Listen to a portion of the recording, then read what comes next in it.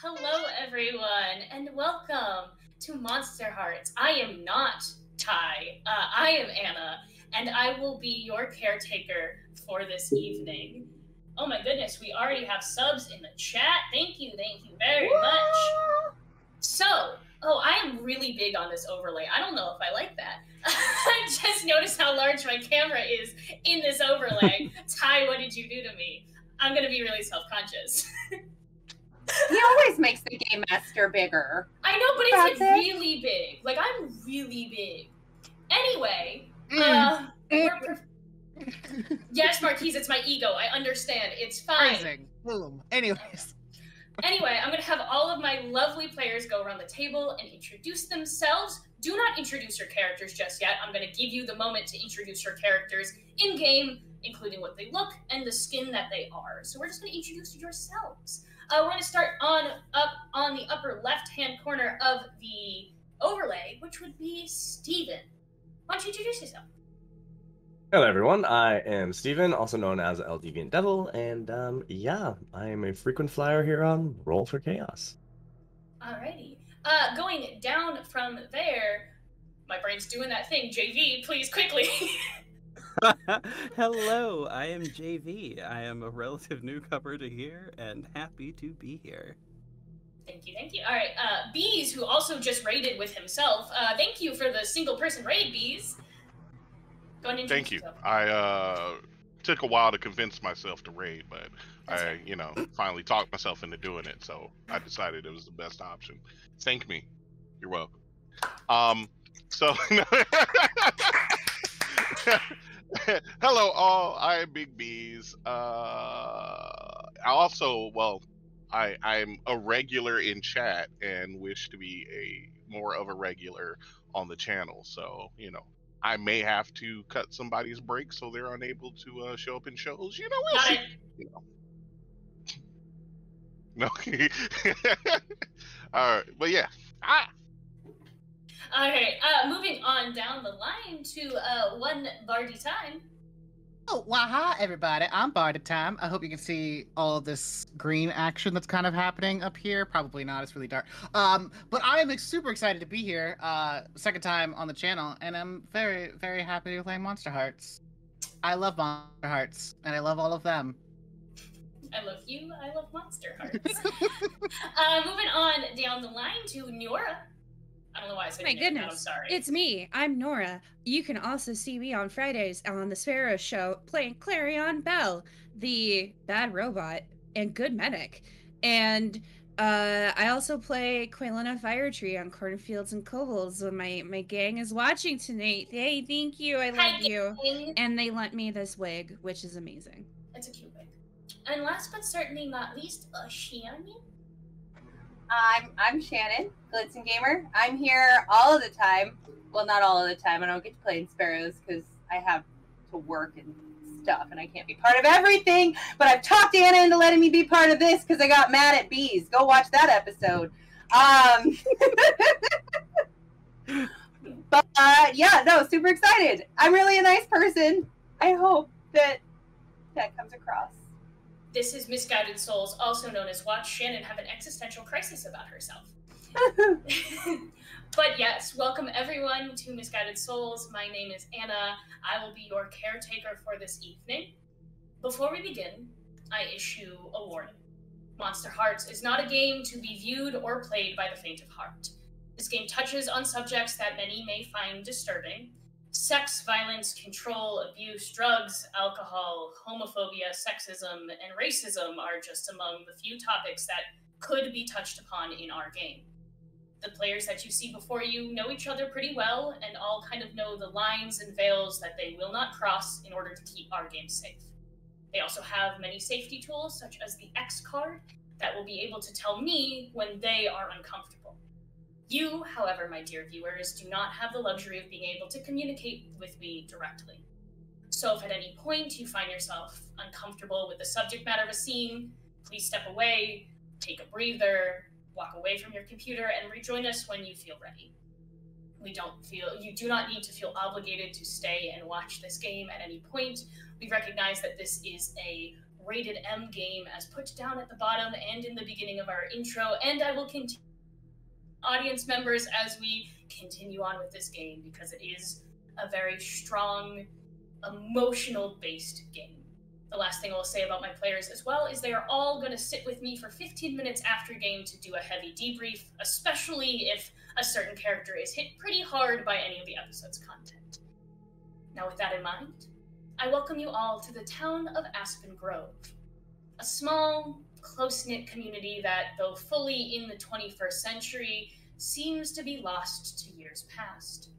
Rows of identical houses with perfectly manicured lawns and white picket fences are the residence to nearly identical families. A mother, a father, and two perfectly behaved children in every home. A strict curfew makes sure that children do not stay out past dusk, and heavy social norms keep the rest of the town in line. You'll be hard-pressed to find a single individual who thinks differently, talks differently, or acts differently than any of their neighbors. That is, until you find your way to the outskirts of town.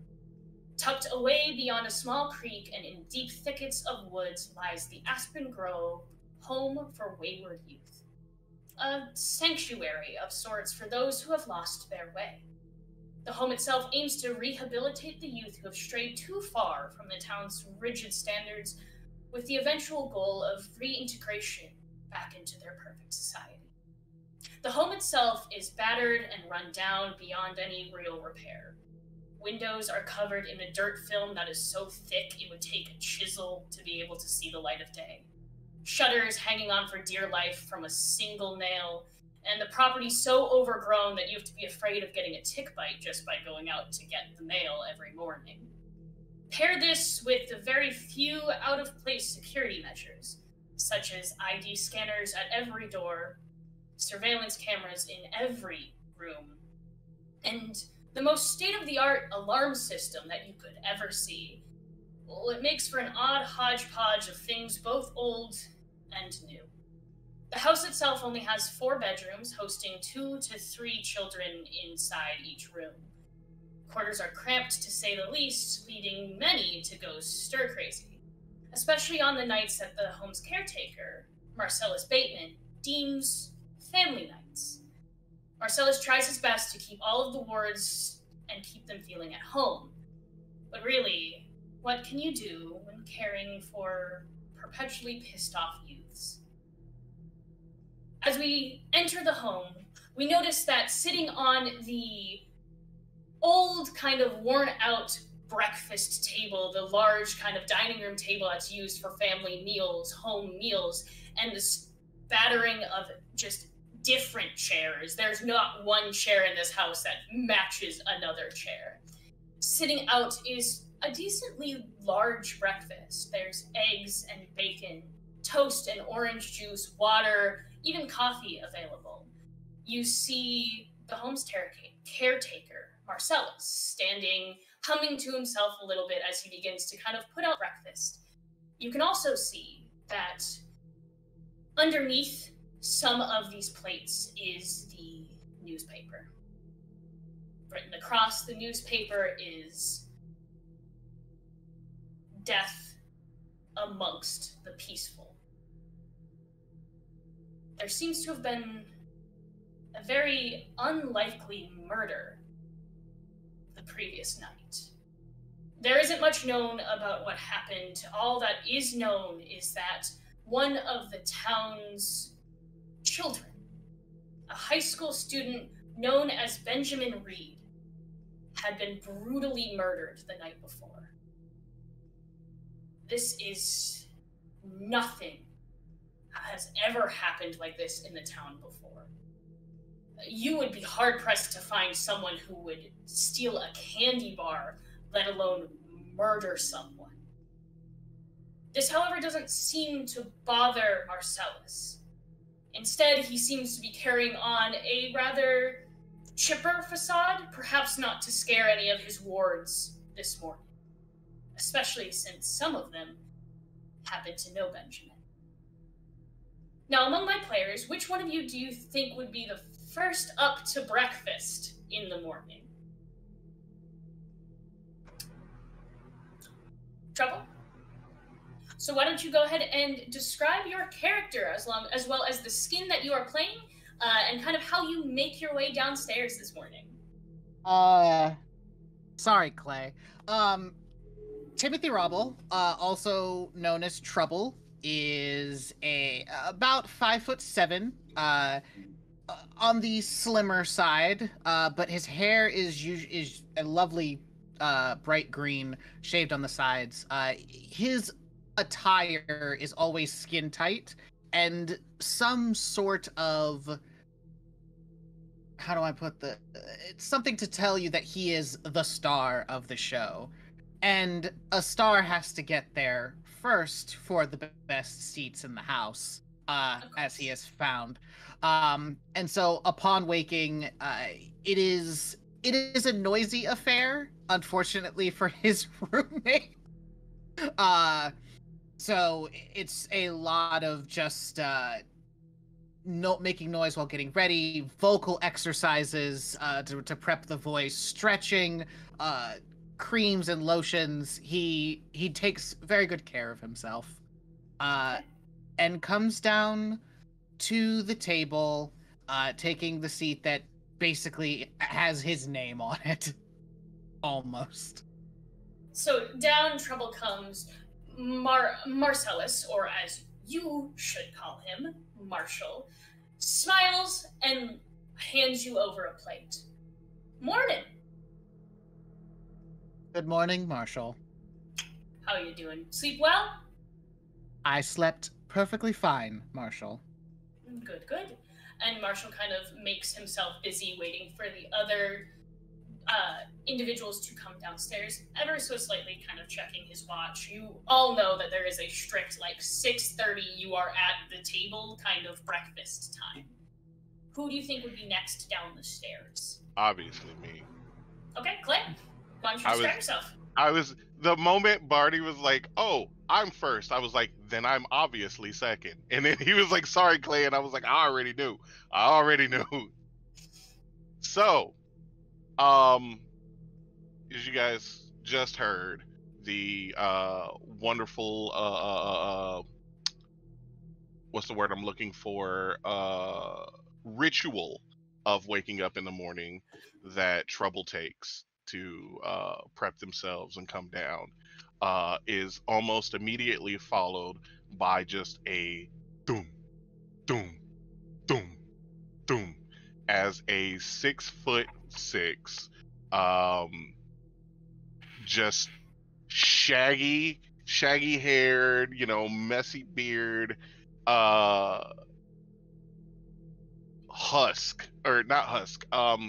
just mammoth of a man comes downstairs following him with his headphones already on.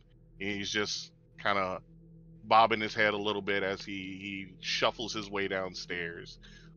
He is not as lotioned or as prepared for the mornings as his dear roommate, but nonetheless is awake now and downstairs to eat, because if he's awake, he might as well eat. As Clay kind of makes his way down the stairs, you can see Marshall recognize very quickly and scatter to the table to kind of keep things from bouncing off with just the heavy footfalls of Clay. This house would not hold very well if it wasn't, held together via duct tape and super glue kind of a situation. He also, with a very polite and kind of cheerful, chipper smile, hands you, Clay, a plate just stacked high with food. You don't have to grab your own. You are given a second whole portion before you even have to grab your own kind of situation. And he hands it off to you with, again, morning, and then continues on his way. Who would be next? I might be next. Okay, Mab, why don't you go ahead and introduce yourself? Mab Branson. It's about 5 foot nothing, always wearing at least 4 foot heels, sure. Stilts every day. 6-inch heels. Doesn't take a whole lot of time to get out of bed, just brushes it, maybe a little lotion on the skin. It's one of those just absolutely naturally pretty, doesn't have to do anything really. Goes downstairs, picks out her outfit, which is generally something cute, a little kawaii, a little bit goth at the same time. Dark eyeliner, wanders on downstairs. As you kind of quickly make your way downstairs, Marshall, every time, without fail, when you walk down those stairs in those really high heels, you can see him physically tense as though he is ready to dive forward to catch you, and he is just waiting for the day you just eat absolute shit down those stairs. You never have, but he is prepared because he does not understand. He accepts, but does not understand why you would wear such impractical footwear. That makes my butt look nice. And just one of those like little chuckles, as you know, adults tend to do when they don't want to engage with the conversation that was just mentioned, and kind of continues on, finishing up the rest of breakfast. Who's next? I think I would be next. Alrighty. So Meg sleeps fairly heavily most of the time.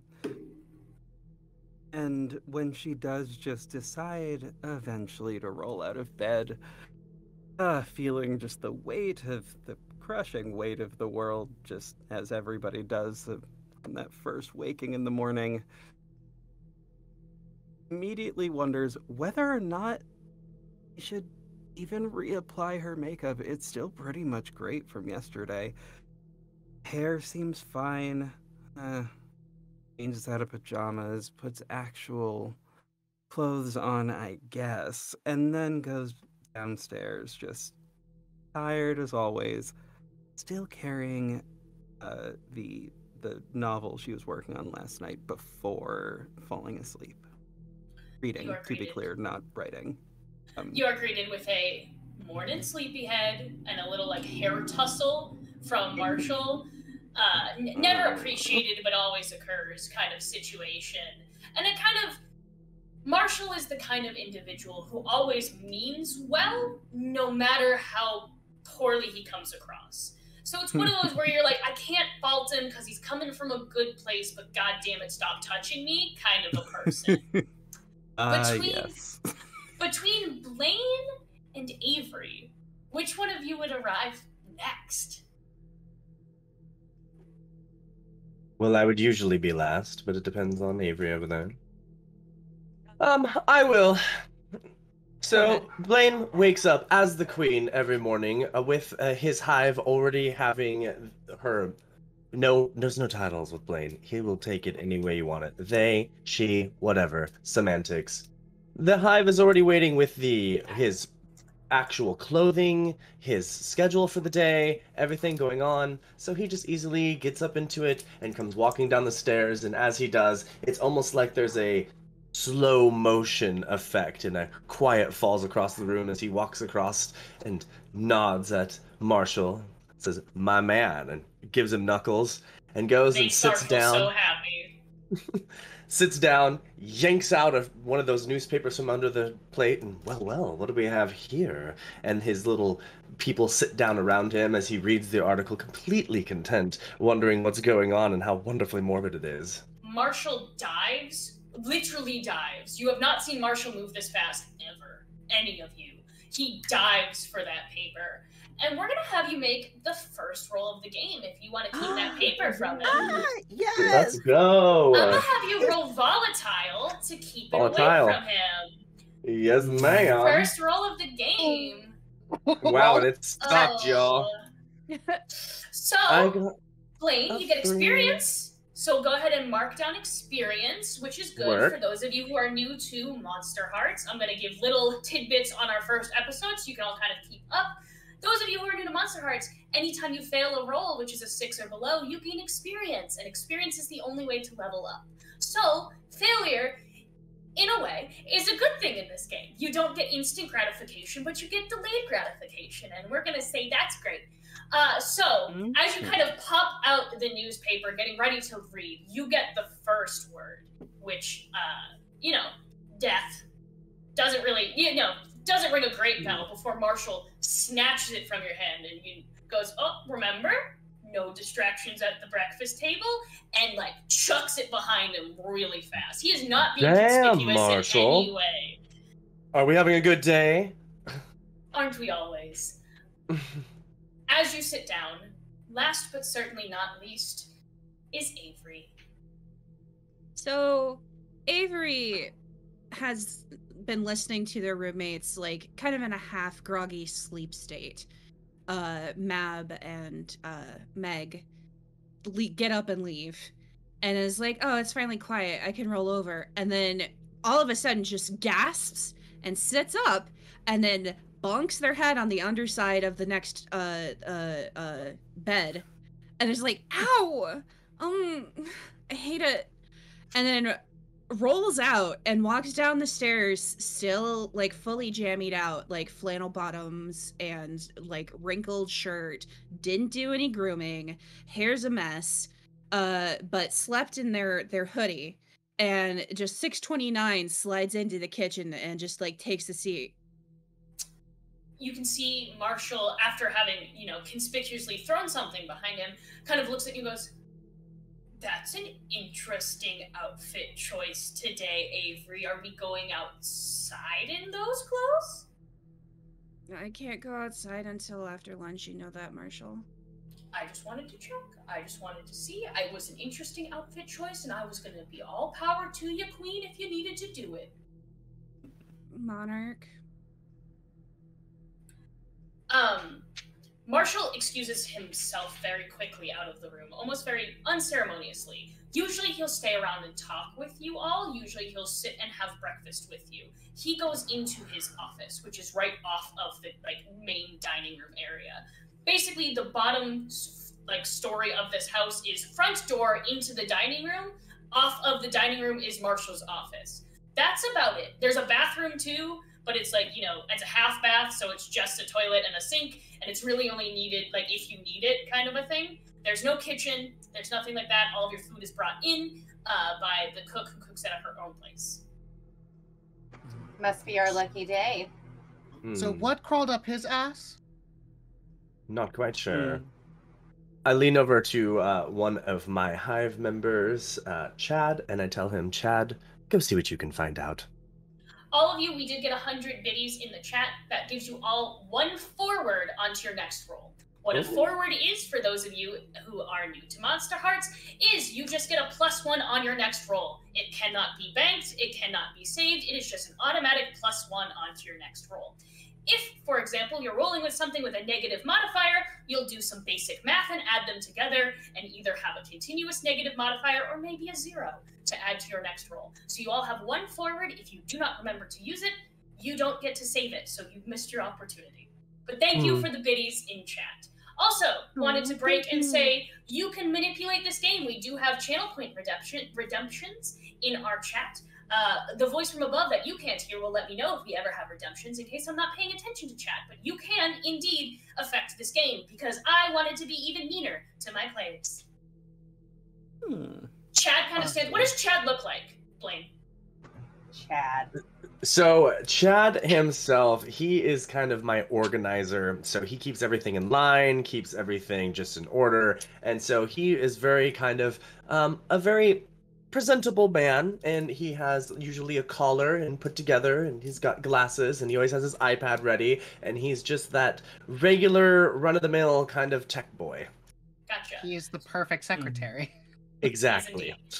So Chad stands up and is always perfect posture. He sits with perfect posture, he stands with perfect posture, very broad shoulders, always shoulders back kind of situation.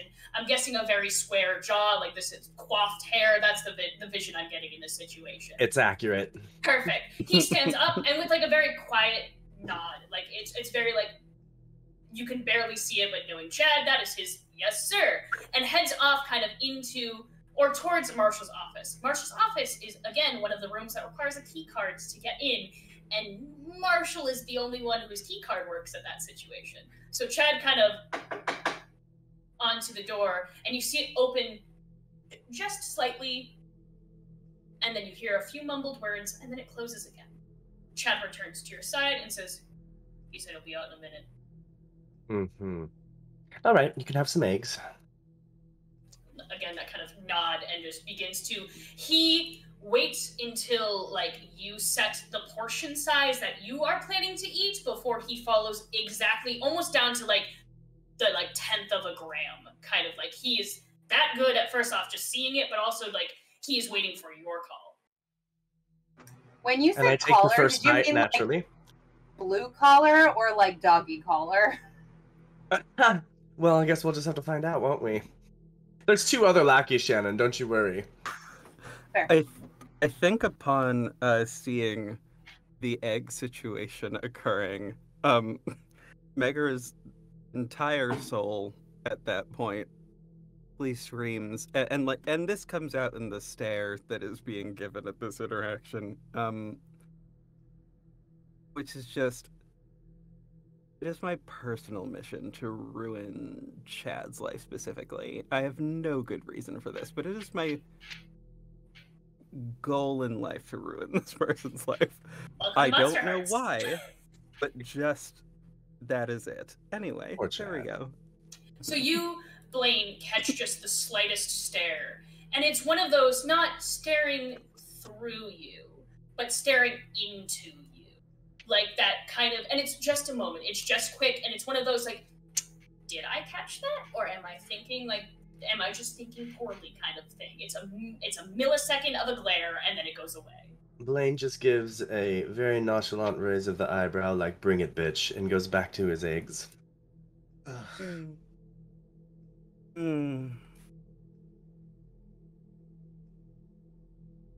Okay. Oh. So we just got a producer thing. Children have messed with our stream. We'll be good. They were gnawing on the wires. It was weird. Those are my like, I apologize. But our connection issues should resolve soon, which will hopefully help also with redemptions if you guys plan on redeeming anything, so it'll be redeemed pretty quickly in the moment. Shannon, teach your children to stop gnawing on wires. I think at this moment also, just Trouble looks at the 3 Hive members, Sure.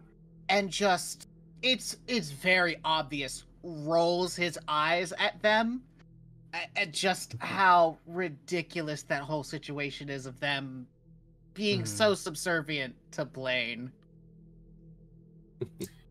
The 3 of them they are almost like, how do I put this? They do not seem to notice anyone or anything that is not a command from Blaine. They do not, like you can look them dead in the eyes and all of a sudden it's like this glazed over, like, we don't hear you kind of look. You're not even sure if they're real people at this point, but you're just gonna assume because they can walk, talk, and breathe that they've got to be some kind of person. As you are all kind of eyeing up and down in varying degrees Blaine's posse and Blaine, Marshall opens his door and quickly, like, slips out. One of those, like, you step out of the door and you close it right behind you kind of moves, you know? And is holding the newspaper that he so swiftly got rid of. And you can see there's, like, some sweat forming on his brow. His normal, very, like, upbeat, chipper demeanor has kind of become more mellow, more solemn, more stalwart, kind of. And you can hear him kind of take the very, like, so, there's some unfortunate news that has happened. So you care to share with the class? One of the individuals some of you might know from around town, his name was Benjamin Reed, is no longer with us. He was found earlier this morning in the creek, just a couple, half a mile or so from our front door here. He was shot. Now, I don't want you all to freak out. It's not like anyone's gonna get shot again. I know that's very new for our town. I know that's very different for our town, but I just want you to know that we're all safe. We have plenty of security measures here. We just might be bumping our curfew back a little bit to, like, let's say 7 p.m. because I think that's a safe amount of time that we're doing. Marshall, Come on. as you said, there's no reason for any of us to worry. There's no need to do such drastic measures. And by the way, who is Benjamin Reed? Does anyone actually remember that person's name? Well, I Trouble, don't it sounds like recall you're Benjamin trying to turn Marshall on to this idea I of would love keeping... to do that. Turn him on. So go ahead, and for those of you who are unaware, turning on is not just I want to get in your pants turn on. Turning on is getting any character, NPC or PC, to do your bidding, which could be get in your pants. All right, you have rolled 80. So do you have a plus? Oh, +1 because you're forward. And +2, so a 10. So A 10. full success. 10 is a full Work. success. Yes. So Marshall kind of pauses for a moment and looks at you. If everyone can promise me that you will be on your best behavior and will report any less than savory activities that you see any individual doing in town, I think we can still keep our 9 p.m. curfew. Is that okay with everyone? I am the paragon of well-behaved. Marshall, you know Of course, this. of course, of course.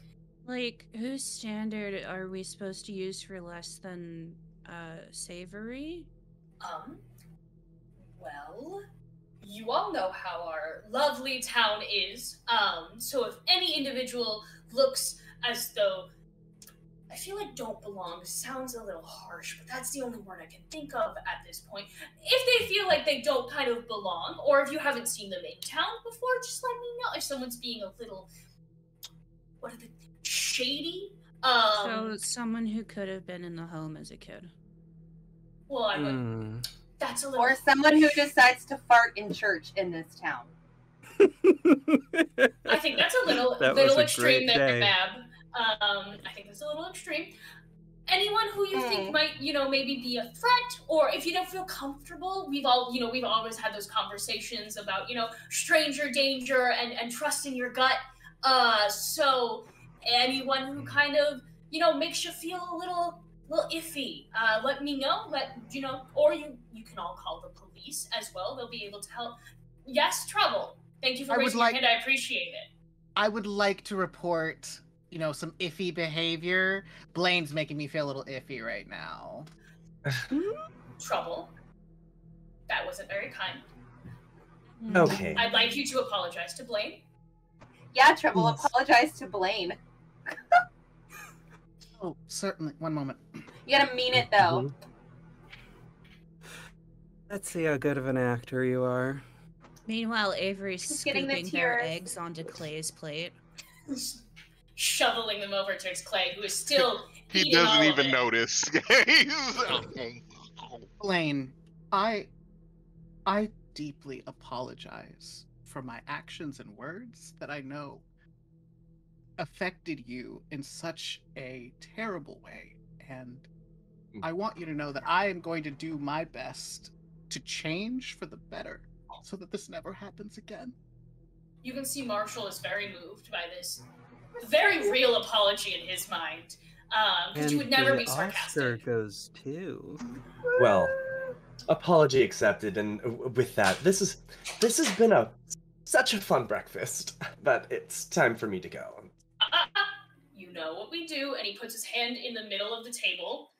This is a tradition he has made you all do since you have come to the home. Every morning, you put your hands in, and he'll look at each and every one of you in the eye for an uncomfortably too long of a second kind of situation. And he'll be like, now let's make today a great day. And hey, even if today is just a meh kind of day, well, that's a-okay. What do you say? Fuck off. I say we Now, I I have say we to say- quickly oh, go wash ahead. his hands next time. Okay, I have to say, Marshall, though- Thanks. Bye. when he does this, he looks everybody but Clay in the eye. Oh yeah, because that's this. No, because at this point, we have come to an understanding, because Clay has so much food that either he takes that 2 minutes to look him in the eye, or he extends breakfast to let Clay finish. Okay, fair. So- But Clay still Yeah, has to have his hand Clay in. puts a hand over there, feels around till he feels other hands, and then just keeps eating. And then Clay Marshall, like, go teams. None of you, I assume, say it with him. But he'll, like, go team. And then he'll walk towards his office and go, if any of you need to talk about what happened to Benjamin, I'll be in my office. Just make sure before you come in. Sound good? Yeah. And he'll walk into his office and close the door. Who was Benjamin Reed? I don't know. Clearly nobody that mattered. Did anybody really know care? him? Anymore? I feel like I've heard that name before. Would you like to Because gaze into the you've abyss? been or know I everyone. would. I would love to gaze into the abyss about it. Trouble, are you doing this in front of people, or are you going off by yourself to proceed with your ritual? I think he... Does he need to go off by himself? No, I don't think he does. I think he just, like, turns away from the table, and... Oh, no. He needs another person for this. I think he's gonna choose one of you. How do I powers work? volunteer. Powers? So you can choose to use a power at any point in any interaction. You just have to let me know that's what you're using, as well as describe it, like read it out loud so the audience knows what you're doing for those people who have not played. I look at Blaine, just like hard into the eyes, because this is someone who knows a lot of people. Whore. And I'm just like, there's a good chance that deep in the recesses of this one's brain, he probably did something with Benjamin Reed. And I think he just starts like whistling, and it's like a creepy kind of Kill Bill kind of tune. That mimics a little bit too close to a bird. Okay. For those of you who are not aware of what gazing into the abyss is it is a small ritual done by each character to ask a question of the unknown. That also looks like a full-ass failure, Trouble. Mm-hmm. 5. Trouble, your eyes begin to... Yes. Can I? I'm sorry. Can I? Because I wanted to do something, but then he went and did his turn. So I think this would fit in perfectly. Go ahead. Oh, jeez. So as he's like focusing on Blaine and like getting into the groove of things, all of a sudden a big hand pops on his shoulder, and he all of a sudden, can you pass the bacon, Trouble, please? Please? Pulled from your gaze into the abyss, gazing into Blaine's eyes, you are now on bacon duty. Blaine, Trouble just stared into your eyes and started whistling? That was fucking weird. I Yes. start passing the bacon, and I just look I look at him just in the eyes hard. Clay Raven Moonleaf, if I didn't like you so much, You know he doesn't Clay. like being called that. I don't Just understand Clay. why. Clay Raven Moonleaf is your name, is it not? To some. Well, to me, it will always be Clay Raven Moonleaf. I don't like that. Chad, pull up every research that you can find on internet history on him. But thank you for the bacon. You're welcome, dear. Now, please eat. You have work to do. I don't want you falling behind in your studies. Hey, Trouble. Yes, Do you like being called Timothy? that depends, Avery. So why would you call Clay Raven Moonleaf, making an important A little rude. use of all Avery, of the are you syllables? trying to shut Trouble down? Are you trying to do that? Oh yeah, definitely. Okay, Avery's roll gonna suck at it, but cold. yeah. I live for the drama. This is beautiful. Roll cold. I'm very pleased to That's have gonna be joined 8. this game. All right, that is a partial success. On a partial success with shutting someone down, you say what you want, but you come across poorly, and they give you a condition in return. So you get to choose one from below, say what you want, and then Trouble gets to give you a condition. So you can either Trouble can lose a string on you, but I don't think Trouble has a string on you. I have one. Okay, so you could make Trouble lose that string. They can also gain a condition, or you can take one forward. I think Trouble should gain the condition Hypocrite. Okay. Well, why don't you tell me what you said to Trouble that labels him as a hypocrite? I feel like if you want people to take your nickname seriously, then you should respect their nicknames. And if you don't, then that's really dishonest. I mean, they have a point. Allow me to inform you of something. You've got a point. My You're right. lovely little church mouse.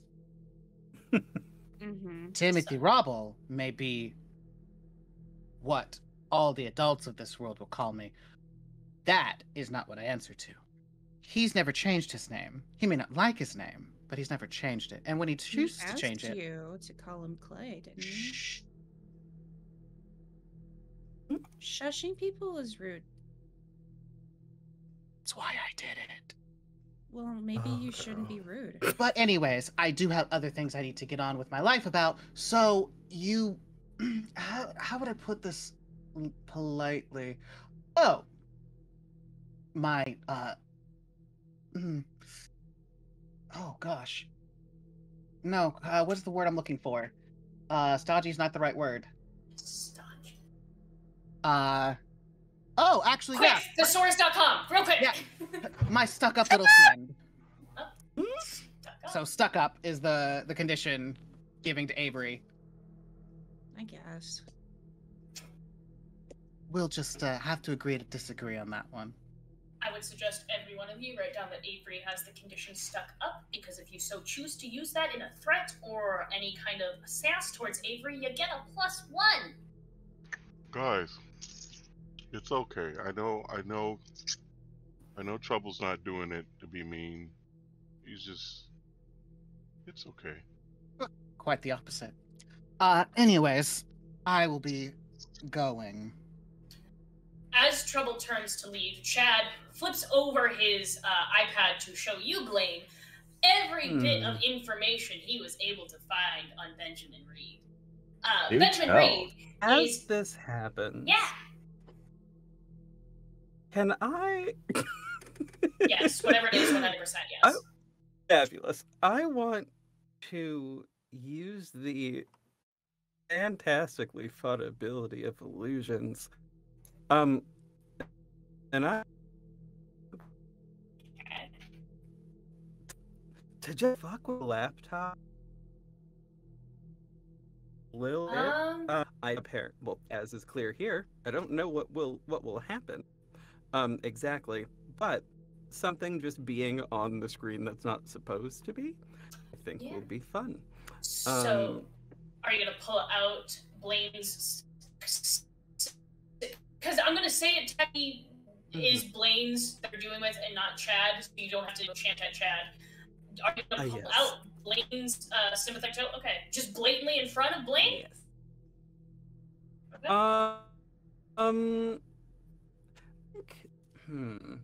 I think the way that the tape. Oh, hang on.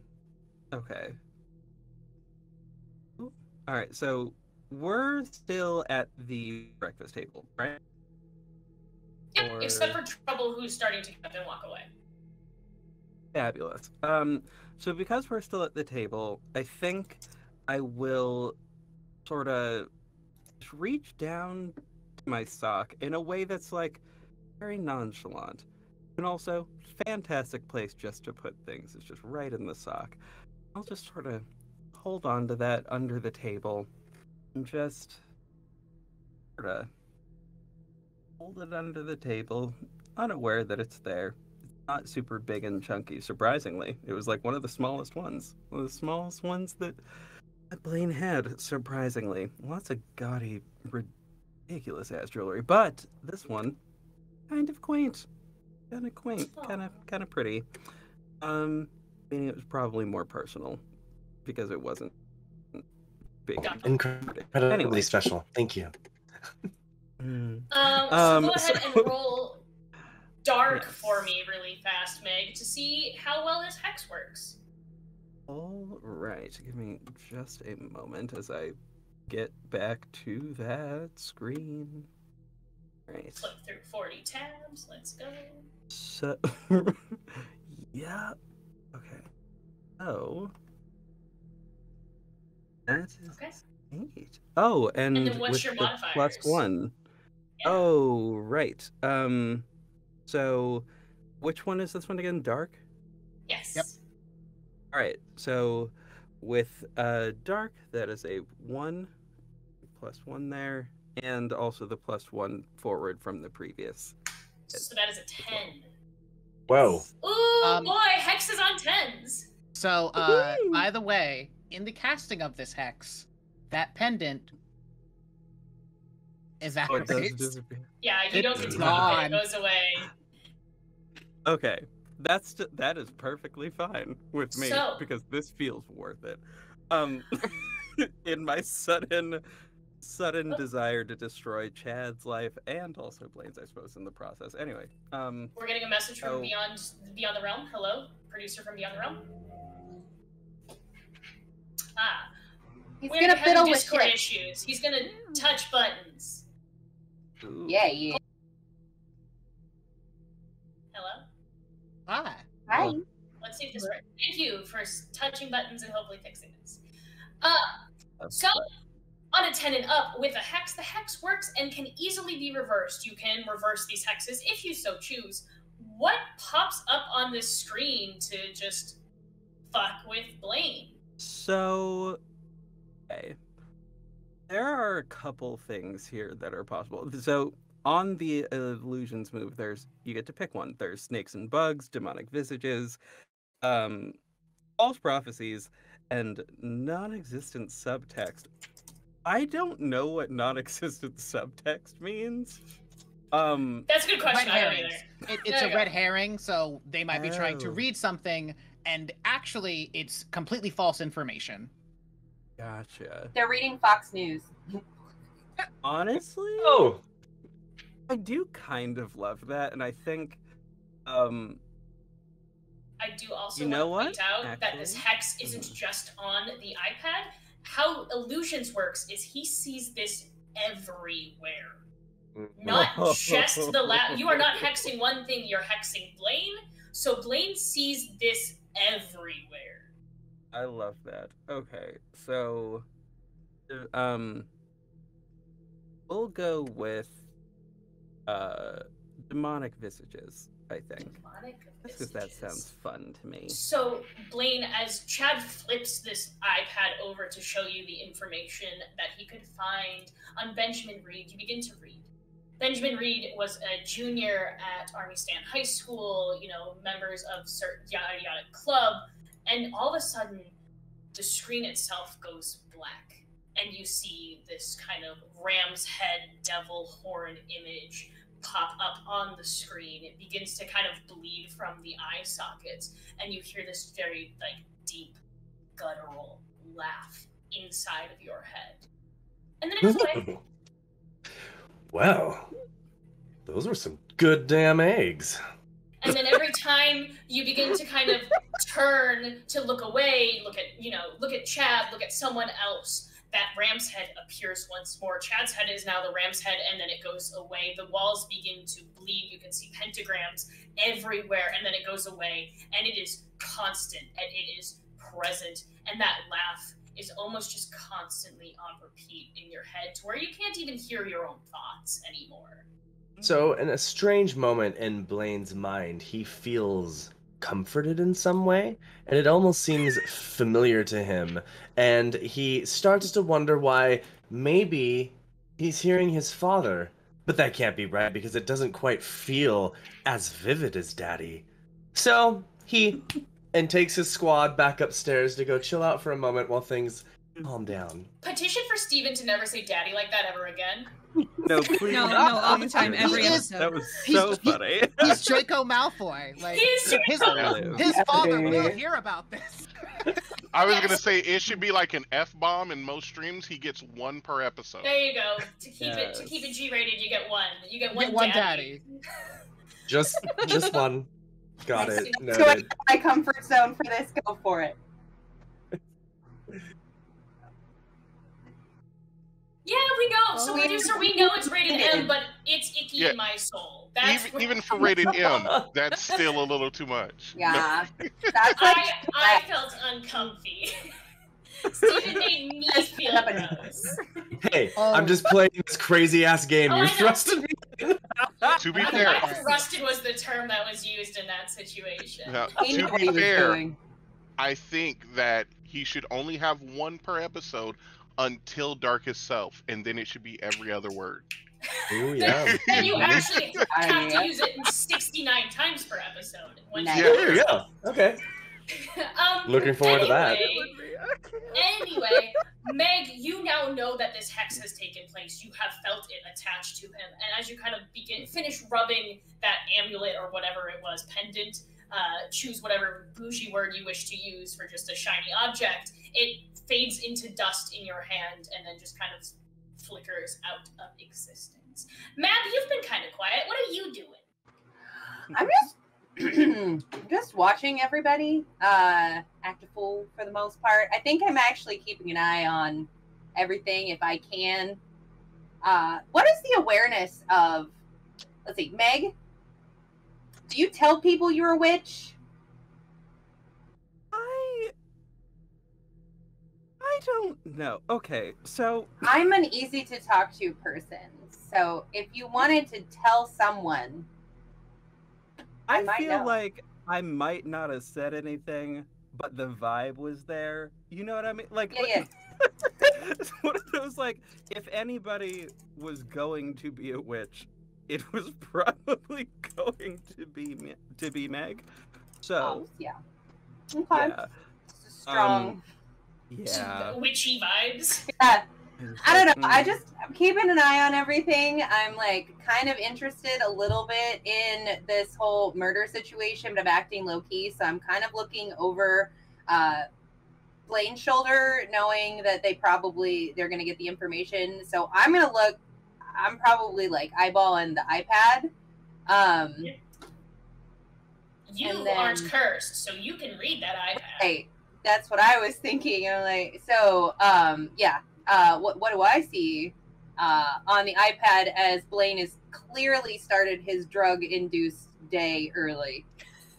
Blaine's already the gone. Bacon got to them. Like The what? Sometimes the bacon, because sometimes if I smell bacon, I can like smell the souls of the pigs who died to make it in the factory farms, and they're not happy. She says that, and there's like 5 sticks of bacon sticking out of Oh. Clay's mouth, and he's like, It's okay, Clay. I gave those to you.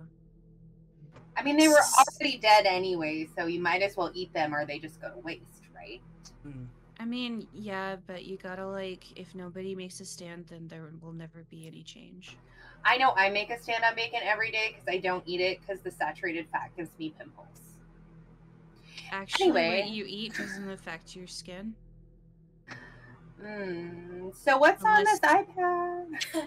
Meg, Mab, wow, which one? Too many M names, stop it. Sorry. Mab, you read that Benjamin Reed was a junior at Army Stand High School. He has had a less than savory kind of record. He's been expelled a couple of times for anger issues. Was he cute? Yeah. I mean, I would say if you take like a 17-year-old who goes to the gym for like 5 to 6 hours every day to just pump out anger issues.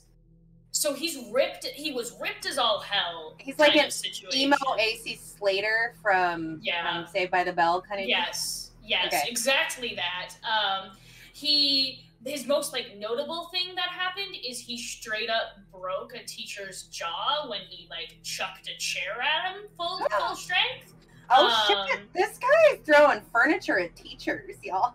He's pretty. I mean, he was on the cusp of having to come to the home many times. Like he came to tour once or twice, even. No one really knows why he never came to the home. But he was like, there were talks of him coming to the home, basically. Hey, Trouble. Did you say this dude looked familiar to you? There's a lot of names in the back of my head that didn't exactly You look at stick to a lot at the forefront. back of people's head. I mean, sure, I guess, if that makes sense to you in your scattered mind.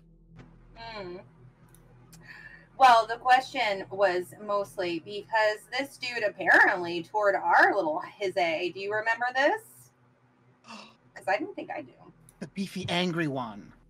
The beefy, angry one. Might have been throwing chairs. No, I remember that one now. Mostly just unremarkable beyond the anger. Well, he's dead now. Should we care about this? Anyone? I don't know how to feel. I don't particularly care. Like, he was a background of a background. He had a pretty face, kind of, in that kind of way. Pretty is just pretty, dear. Where's the talent? What? Like, he's his own person with his own life. Or he was. I'm so glad that you think that. I hope that you continue living in that delusion. What? No. Like, it's proven that everybody thinks they're the you know what? I bet you don't care. Was that an attempted shutdown? No, that's just Avery being sad. Okay. Avery being sad! That's just Avery being Avery. Got it. Check. Well, anyways, I want to get my education done so I can go about the rest of my day. Okay, so we're gonna, unless anyone has any more character-to-character interactions, how I like to play this game is we're gonna fast forward over the boring parts, because that's how I roll. Unless anyone had anything else to say to anyone while you're studying, while you're doing homework, did anyone have anything they wanted to do either by themselves or with another person? While back up at my room with my hive, I want to make sure that Chad is sending out all of the text messages and invites to the massive party I will be throwing later tonight. I need Veronica to go down and seduce Marshall to make sure he gets the right dose of tea so he'll have a good nap so we can go party. And Todd is just going to hang out with me for moral support as I gaze into the abyss to see who did that to me. Okay. What is your ritual to gaze into the abyss? So I sit down with a red lit candle in front of me, and I hold up a very, very, very old looking dagger and cut my palm, and as it bleeds into the fire of the candle, the flame turns red, and my eyes roll back into my head, and I go into a deep trance to see what the fuck took place earlier. So Hi, good. all Well, like that's a 30 vibe. viewers. Monster Hearts is a rated M game. We have it in a lot of places. I just love gonna it. That's a sporadically great say it vibe. too. Anyway. Go ahead and roll dark. I am, however, going to put you at a -1 because you are still continuously seeing these illusions. That's fine because I have a +1. So you're at a net 0. Net 0. All right, let me get back to the window myself. Oh my god. Okay. Oh my god. Oh, Becky, look nice. at That is a 9 plus. Alrighty. Wait, dark you say?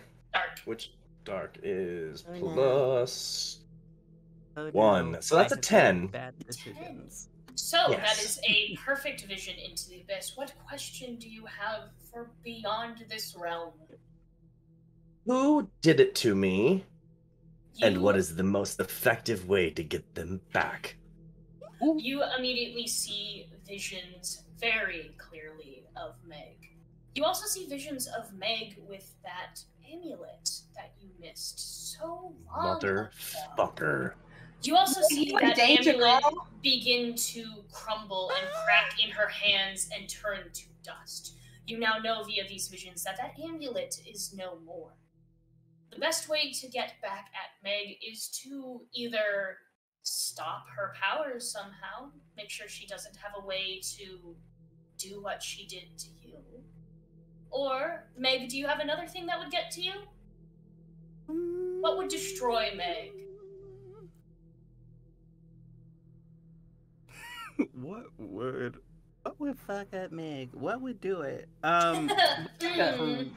Like, what would, honestly, probably something to do with her library, with her like personal library, or just personal like anything. She got some books. Yeah. She got some books you could fuck up. Yeah. There's like, Uh-oh. being a witch, there's a particular book somewhere in there that if you find it, there will be problems for me. So you can go for that if you want. Like, that's an option. So you or see direct these- confrontation, which is probably just not going to go well for Meg at all. So there is that.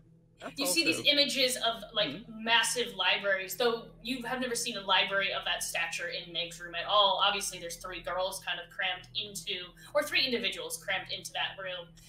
You see massive books on books on books, and you see those books beginning to burn in this kind of dark, like blackened flame. You also see just a straight up vision of someone punching Meg in the face. Sorry, that's just that image is great. You just see the juxtaposition of like, here's this burning fire, also just BAM! Crimson and welcome, Raiders. Welcome, Raiders! Hello! Welcome to Monster Hearts! This is our very rated M game. If you have small children who are watching, please turn this off now. Regular human sensibilities. That's true. If you have decency or morals, maybe not the game for you. Blaine, you return to back in this vision. The candle itself, the wick has gone out. Your hand, though throbbing, the blood has cauterized already. The wound is completely kind of cauterized over. You didn't burn it shut, but it is, like, it feels stingy and burny, but that's not something that's new to you, is it? Not at all. Todd, this evening when our wonderful friend Meg decides to go out for some recess time, go ahead and go into their quarters and see what you can find. I'm looking for a particular book. There's just like this one is like a very enthusiastic, like, yep, okay, cool, got it. Good boy. And you see, as soon as that said, like a sense of like calm just immediately fall over him. Alrighty. Anyone else have anything to do during their free time? Not free time, their school time. Is anyone doing anything? Anyone interacting with each other? Or shall we fast forward? One small thing. Yes. As we're like, because I assume we're all kind of herded out at a certain time from the breakfast area. Yeah. As we do that, I'll kind of just gently poke Avery in the shoulder as they're in front of me. Here, thanks for sticking up for me. He didn't mean it in a mean way, but I still appreciate it. Thank you. He's disrespectful, I think. No, he's just eccentric. I mean, yeah, I suppose I shouldn't really think the worst of anybody, but like when it's a pattern, you kind of want to like notice that and see what you can do to disrupt the pattern, is what my mom said. No, I agree. It's just he's kind of like my little brother. So he's just doing this to be, annoying sometimes. So it's not that bad. Yeah, I But can agree with I that. mainly just wanted to say thank you because I really appreciate it. No, of course, Clay. That's like the least I could do is speak up. Okay, so I feel like there's not like an objective, like turning someone on, but this is too wholesome and I need something to go wrong, so I need someone to roll something. I was just about to I was just gonna say this is disgusting and like get up Clay, and walk why don't away. you roll to just turn Avery on in the sense that you So want then to show I actual just punch gratitude? Avery in the boob. Pretty much, yes. I need something to go wrong. But if you could just roll to turn Avery on, thank you. Okay, I will do that. Or if you would like, Avery can roll to keep your cool. I don't know how often you get complimented. Okay, yeah, there we go. Like never. So I think you should roll to keep your cool. Okay. Yes. That's cold, right? It is cold. All right. 4. Ooh, that is experience. Yay! I get to tell you, I'll give you a couple of options. The first option is you stammer like an idiot and make yourself look like a complete fool. The second option is you say something that is meant to be like, oh, thank you, but it actually unintentionally is kind of mean, or you can just run away.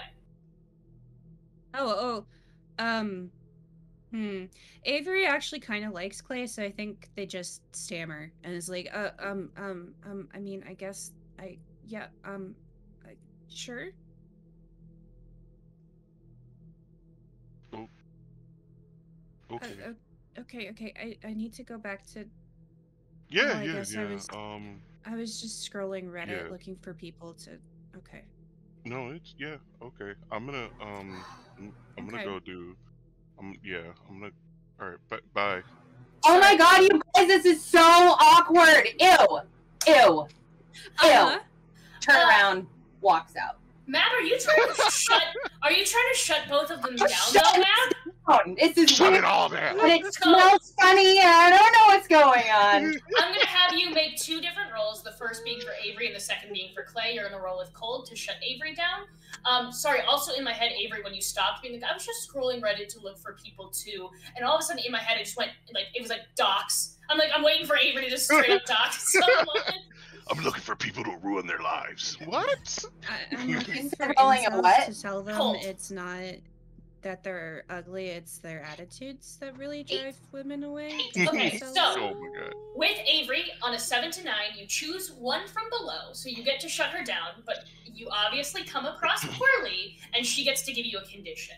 So you have the choice of Avery can lose a string on you. Avery, do you have a string on Map? Yes, because Map's okay.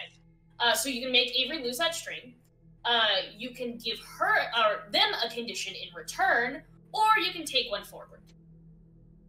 These are my choices. Yes. I'm going to take back my string. Okay, so that string Avery does not have it anymore, but Avery does get to give you a condition. Also, you want to keep track of your own conditions, so that way you can do things that are the opposite of those conditions to get Keep rid track of them. of what condition my condition is in. Exactly. Keep track of the condition of your conditions. Avery, what, after she screamed at, or you, what does that make you feel? What do you say? How does that make you feel? That was very It's on very therapist point. me? Yeah. I feel judged. I think you're judgmental. Yes. A condition Mab will never get rid of. Yes. That's mine. I own that. Thank you. Okay? And then you can roll, you're going to roll Cold again because you were also trying to shut down Clay. That was a twofer. All right. 10. 10.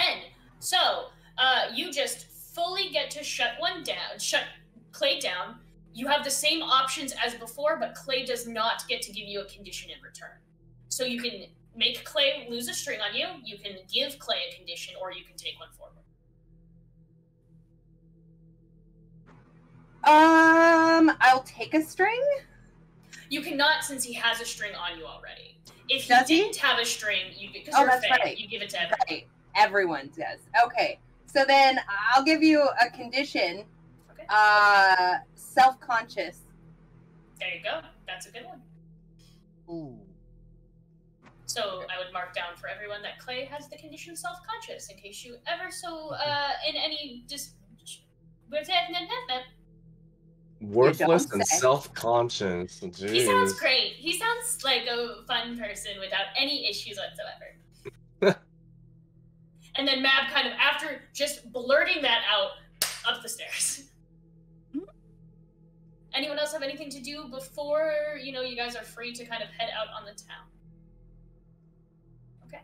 I'm going to have Blaine really quickly roll for, what is her name? The one who's drugging fucking Marshall. Drugging and fucking Marshall?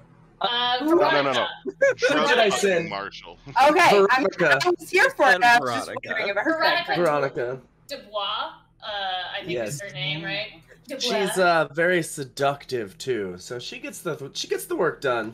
But she's also a minor in his care. Thanks, So I hate it. Marshall has lines, and that's one of them. What was I rolling? I'm gonna have you roll. So what is she trying to do? Is she trying to fuck him? Is she trying No. to? Okay. She has gained a trust with him, and Sure. she is who I use to be able to get more time out, or more freedom, or less curfews. However, I do run quite designer drugs, which are absolutely phenomenal, and we have just the right thing that he doesn't notice that takes the edge off and has him go a little sleepy time. So Do she you want to just give went that down. to him now or later in the evening? No, so that will be later in the evening. She just comes by to say she needs some help with some of her work and endeavors, would love his input on it, and would just have him give it a good read over some tea later, so she can make sure that she's got everything in order and it sounds great, because she really wants to get out of this home and she needs to make a really good impression.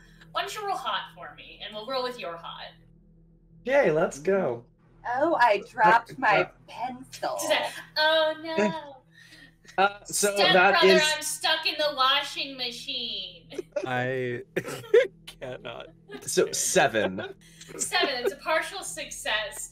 On a partial success to turn someone on.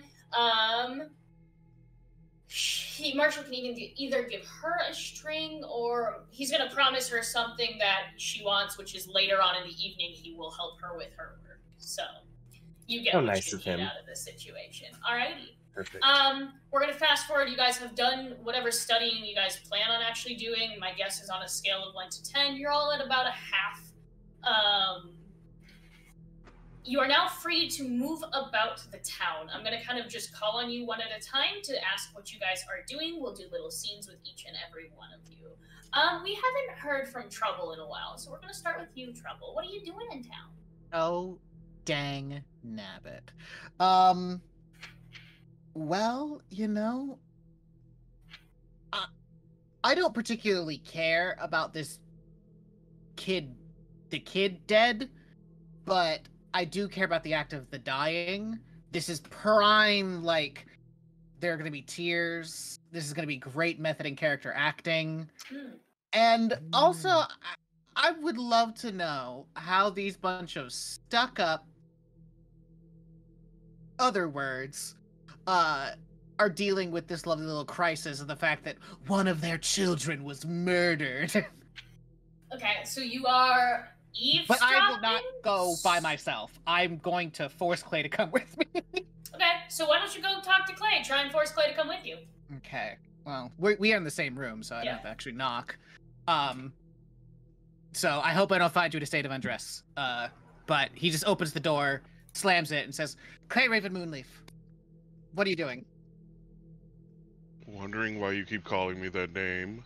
Is it not your name? You know. What? What's up? Well, oh god, I messed my whole camera up. I feel like you grabbed his face and then like turned it back. Yeah, exactly what happened. Listen. I like your name. It is unique. Among all of the absolutely bland and ridiculous names, there are so many Daniels and Beths and Roberts and just so many dreary things. You have the most unique name of all. I don't think there is another Clay Raven Moonleaf in all of existence. Maybe you should appreciate that. Yeah, I googled it. There isn't. I mean, I know. I just, I have, issues, just because of the tall and all that stuff. So. And I think like Trouble comes up behind him and just like starts massaging his shoulders, in an attempt to turn him on. Are you standing on the bed? Yeah. Assuming that he was sitting somewhere. Yeah.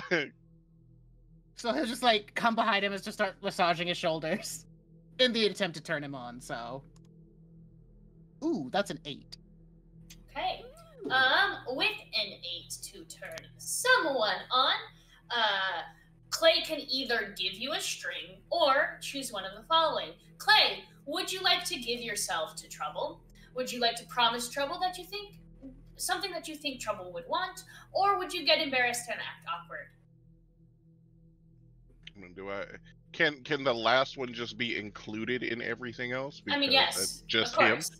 Welcome to when I played the Mortal. That was my baseline and then I chose something else. So yes. So he's gonna be like, all right, what do you want? What are we gonna do? Well, I wanted to go out on the town and see how everyone's reacting to this murder business. Are you at all curious? I mean, I guess, sure. And just like put his arms around your neck and say, "Will you come with me?" He's like stupid close. And he's like, and you can like tell he's like trying to surreptitiously sniff you. Timothy, no personal space rebel. Yeah. And Clay's he's bless his heart. That's all. Bless his heart. You know, Bless your heart. So he's like, well, can we get something to eat while we're out? I would love that idea. Awesome. So he just gets up with trouble on him and just starts walking to the door. You now have a trouble backpack. Yeah. I mean, Trouble's fine with this. I'll just like try and wrap his legs around his body. Like, if I'm getting a free ride, I'm getting a free ride. Okay, so we will return to you two out on the town investigating this murder in a moment. I think the next one that we haven't heard from in a while is Meg. Meg, my dear, what are you doing? You are now free to go out on the town. I think,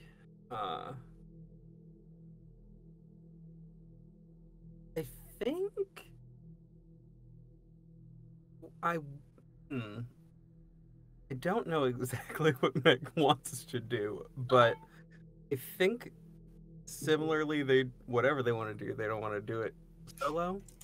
I think I don't know if they necessarily want to like wreak havoc on anything. Blaine, you just receive a text message about the party tonight. Oh, what does the text say? It says, "Come one, come all. It is time for another gathering of a wonderful night and festivities. Don't worry about the candy. We have a bowl full." Yeah. Ooh, yes. Okay. To that end, I think, ladies, how do we feel about just a little bit of a shop? A little bit of a jaunt out to the old shop or whatever. Maybe also a stop at a place to DIY things, to make the things that are available at said shop actually good for the party. Yeah, I have seen the redemption. I am just confused at the phrasing of the redemption. The redemption was the players find something useful. Spanky the drama nerd. Now, I'm not quite sure if we're spanking a drama nerd or if the drama nerd's name is Spanky. So, in context of the chat, Spanky is the Any name. of it. Okay, Any of Spanky's the name. But we I was like, Spanky. I'm like, all right. Yeah. I thank you for the clarification of what's happening. I didn't know if we were spanking nerds, if the nerd's name was Spanky. Sometimes nerds like- like to be spanked. It's fine. I was like, that's one hell of a party. We're not gonna yuck someone's yum up in here. Is really how this works. That So sounds like a great evening. I will don't keep know. that in mind as we continue on into town. I don't think it quite fits right here, but we will keep Spanky the trauma nerd in mind. So, Meg, were you speaking to Avery and Map? Yes, that Lady would and be- Avery. Yes. What did I say? First of all, Roommates, I guess. not Roommates. a lady, but that's okay. We'll say roommates. Roommates Okay. then. And I have no fucking clue what you just asked me to do. Meg, could you please clarify? Okay, so the plan. So we all got the text. The text says Did we? party. Yeah, did everyone Did get the we get text? Okay. Yes, it was sent to everybody, I didn't know it including was people just sent outside to of the me. home. Yeah. Yeah.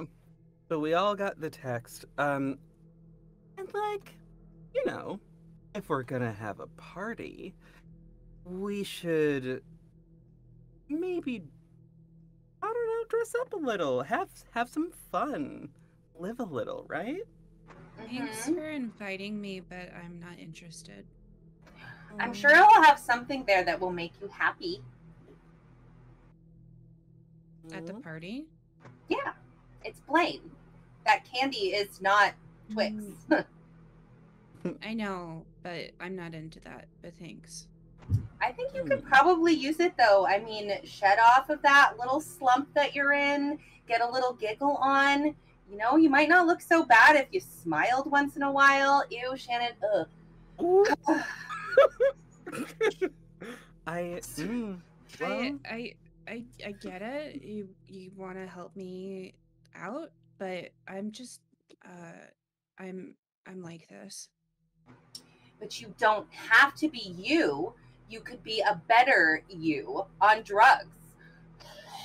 Are you trying to turn Avery on? Turn them on!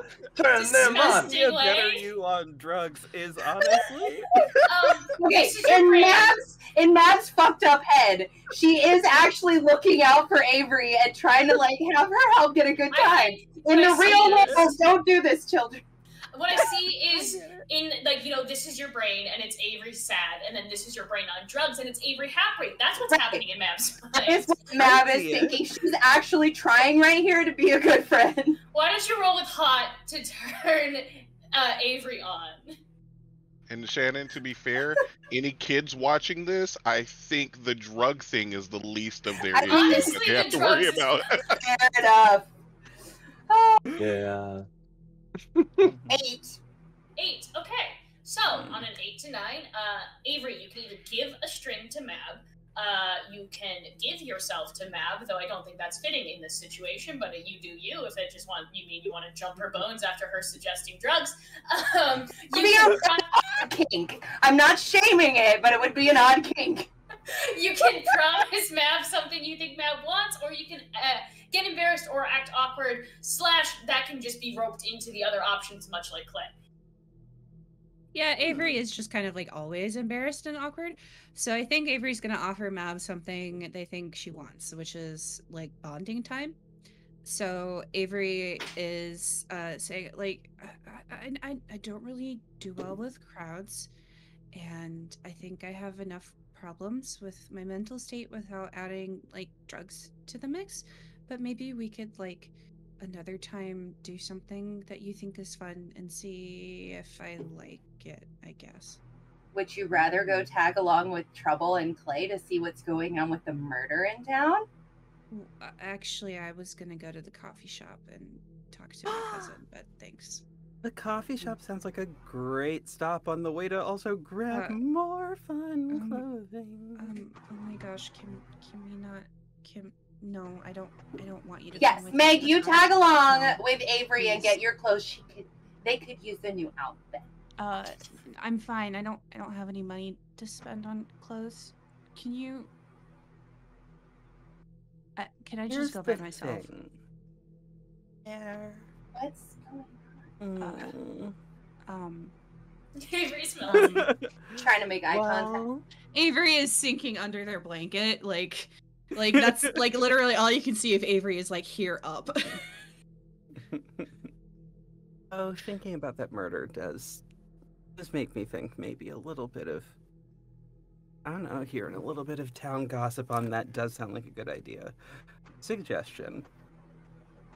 We could also grab some candy before we go to make it super exciting. I love that. I love the way you think, as per usual. This is wonderful. Shall we? Yeah. Okay, so Mab and Meg, are you going to Blaine to get candy before you guys head out? All right. Mm-hmm. I assume there's a knock at Blaine's door. Mm-hmm. So, as you knock on this door, you realize it is an incredibly huge mansion.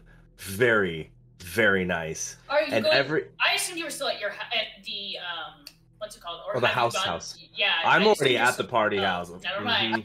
We're gonna have to. Yeah. You're gonna have to travel to the party to get it from me. So basically, every time anybody's ever been at parties at this place, which is Blaine's house, there has never ever been a sign of any parents, any adult figures, none of that. People just assume that they either have multiple houses across the world or they're always gone on business. All they really know is that Blaine and his family are uber wealthy and have this uber mansion that's always free reign for parties and good times. So, little side note. I think there's that as we reach the door, that is when Meg is going to remember the hex from earlier. Because Meg forgot almost immediately about doing so. It was a fun breakfast prank. Is how they're viewing it. You know, egg, bacon, a little bit of seeing the devil, you know. It's Just a regular breakfast. The souls of pigs haunting you. So just that So- moment, Chad opens the door.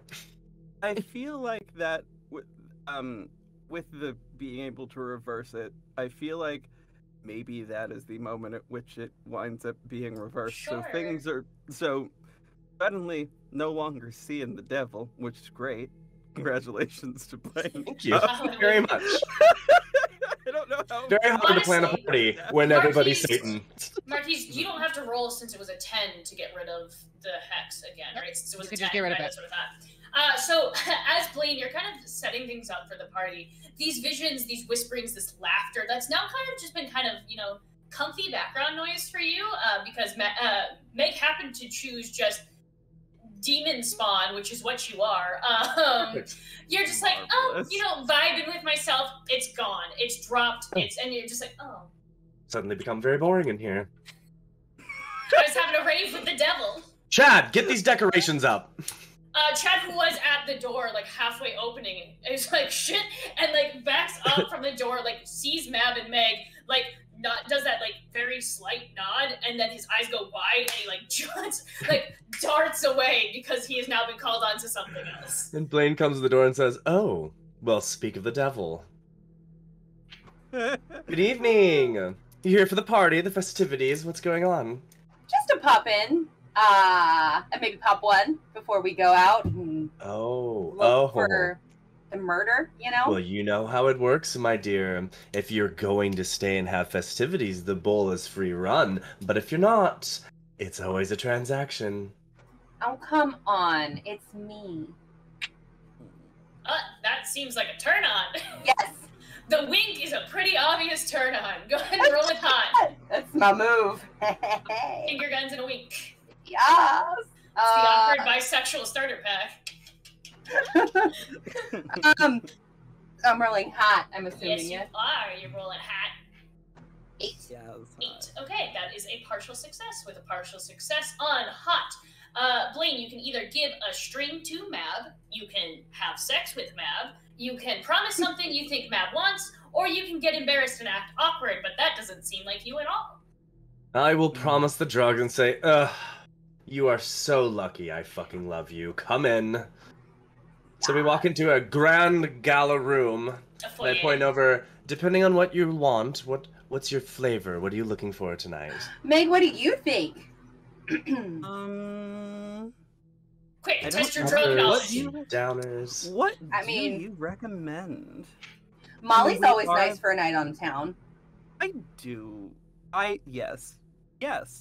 MDMA varieties. Yeah. Mhm. Follow me, and we go down a hallway, and we come into a room where there's literally different versions of MDMA, Molly, ecstasy, and it's all in perfect little jars on perfect little shelves. Pick your This is flavor. some like Alice in Wonderland eat me shit. Just Yes. in little And vials. Exactly Alice in what it is. Wonderland meets Like- Willy Wonka. Every room is Oh like my God, it is on this so level is an organized. apothecary of goodness. The candy queen can.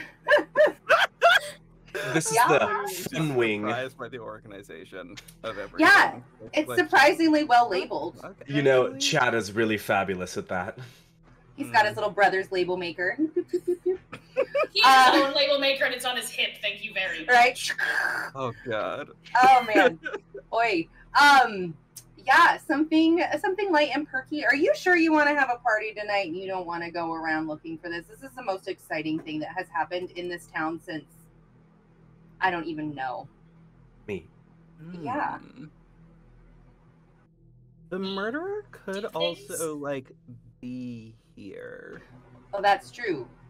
You want to have That's a very I murder totally mystery read about party? that in like a murder novel or whatever. mean, you that's read so those, you read nice books of all the time, you. you would know. But contrary to popular belief, I know a few murderers, and one more on the list isn't that really appealing to me. I think I'm going to go ahead and host my party. Checks out. Are you trying to shut someone down, Blaine? Yes. Roll with cold. It's like just. Why you gotta be so mean to me? I also want to let everyone know that if you are doing one of those moves and want just to say it, you don't have to wait for me to prompt. You could be like, I want to shut a bitch down. That is 8. Oh, dear. 8. To shut someone down on a 7 to 9, choose one from below, but you come across poorly, and Mab gives you a condition in return. Mab can lose a string that she has on you. Do you have strings on the queen, Mab? I do. Okay, so Mab can lose one of those strings. You can give Mab a condition, or you can take one forward, Blaine. What would you like to do? I will just take one forward. Okay. Mab, you do get to give Blaine a condition in return, though. Don't make me love you more. There was a redemption. Mab does find that good shit. So Mab does get whatever drugs Mab was looking for. That's right, she does. Mab gets what she wants. Well, What condition do you have? Just being a batch. A batch. A batch. a batch? That's also one that will never be gotten rid of. Yeah. All right, my dears. So I reach up, and behind this other bookshelf, I slip over a few books, and I grab a jar from behind there and pull it down. This is going to give you the time of your life. Now, I cannot promise you that you're going to be able to pay attention to your little scavenger hunt for a murderer, but you go ahead and enjoy this. Have fun. Don't get into too much trouble, and we'll see you back at the house in the morning. So, as you are handed these drugs, we are going to fade out of the scene and go on our break. Thank you, everyone, for watching the first half of whatever the fuck this game is. Thank you so much. Also, those of you who want to clip the dumb things that come out of our mouths, the funny things that come out of our mouths, if you put them in chat, we're going to have someone hopefully grab those things and put them in Discord, and then they'll eventually hopefully end up on our Instagram. So the more we make fools of ourselves, the more it goes on Instagram, because I'm the one who's in charge of our Instagram. So I get to put the dumb things on the Instagram. I'm going to put all the things that make you guys look bad, and none of the things that make me ever look bad ever. So, thank you, everyone. Yeah, that's what the Twitter's for. There you go. Thank you, everyone, for joining us. We will be back in 10 minutes' time. Please stick around. Please keep watching. These numbers are great. We're having great amounts of viewers. If you're having a good time, tell your friends to come join us for this debauchery and this drug-fueled game of Clue that we're about to have. Why not? We'll see you guys in 10 minutes. Love y'all. Hello, everyone. Welcome back to I Say Things That Make Our Producer Kind of Uncomfortable right before we start. But in all seriousness, everyone, welcome back to Misguided Souls, our Monster Hearts campaign. Before we begin again, just because we might have new individuals, I am going to continuously reiterate, this is a stream that is rated M for mature. If that has not gained its rating yet, based off of the sheer drug use and horrible things we've said, I don't know what constitutes an M rating. Or really what constituted the M rating was just Steven saying daddy that one time. I think that was it. I did it. I think we got our M rating just based sheerly off of Steven saying daddy that way. Anyway, this game is not for the faint of heart to be seen or played by the faint of heart. If at any point you feel uncomfortable, you can walk away. These people could technically walk away, but they can also tell me they're feeling uncomfortable with the X card, and we'll get through the system. Shannon, you have to stay. I'm sorry. You can just talk to your doll. It'll be okay. Anyway, where we left off. Oh, Clay has appeared. Where we left off. Trouble and Clay were going to go investigate this murder of Benjamin Reed, a junior at the local Army Stand High School, who had a lot of anger issues, who, you know, got in trouble for breaking a teacher's jaw by throwing a chair at their teacher. Meanwhile, both Mab and Meg, my two M's that I'm gonna get confused. You can call us M&M when we're hanging out. Nope. They tried to convince Avery, our lovely Eeyore, to go with them to a party. Avery did not like that idea at all. So Avery has planned to go to the local coffee shop to talk to their cousin, while Mab and Meg went to go see Blaine at a mansion that Blaine inexplicably has access to at all times, but still lives in a home. And Blaine just happened to provide them with them good drugs. We are going to start right back up with Trouble and Clay. Where are you going? What's this investigation happening? Quick question. Does at any point Clay make a move to, like, put Trouble down? I think really he's just focused on food. So he's just piggybacking him and then stops shortly after they leave, and he's like, oh, I don't know where we're going. How about we so much. How about we go to the diner, big guy? We'll see what sad kids are there. All right. And he's just gonna keep walking towards the diner. And How off he far goes would to you the say the diner is from us? I mean, you guys are in the outskirts, so walking 45 minutes. So he's gonna start sweating at this point, isn't he? Yeah. Sneak boy. Hey, looks like you got a roll, my friend. Looks like you got a roll, Sasquatch. Can you Yeah, read yeah. out? Can you read out why you're rolling to the audience? Yes, for I our sneaky boy? can. So, for the audience, I have a distinct smell, unpleasant to some, intriguing to others. When I sweat in the presence of another person, or other people, I roll with volatile. On a 10 or up, on a 10 and up, our wonderful MC gives me a string on someone, and they choose to either compliment me, apologize to me, or give themselves to me. And on a 7 and 9, I get a string on whoever's there, and that character gives me a condition delivered in the most appropriate way. So I will be rolling with volatile. That is going to be Or volatile, if you wish. That's a 10, baby. Alrighty, so you gain a string on Trouble, because Trouble's really the only one there to smell your stank. Yep. And then go ahead. What are the options one more time? I don't have your... Trouble gets all that good stank. Hold on. So I either compliment you, apologize to you, or give myself to you. Yep. Yes. God, I love your stink. So you want to make out on the side of the road?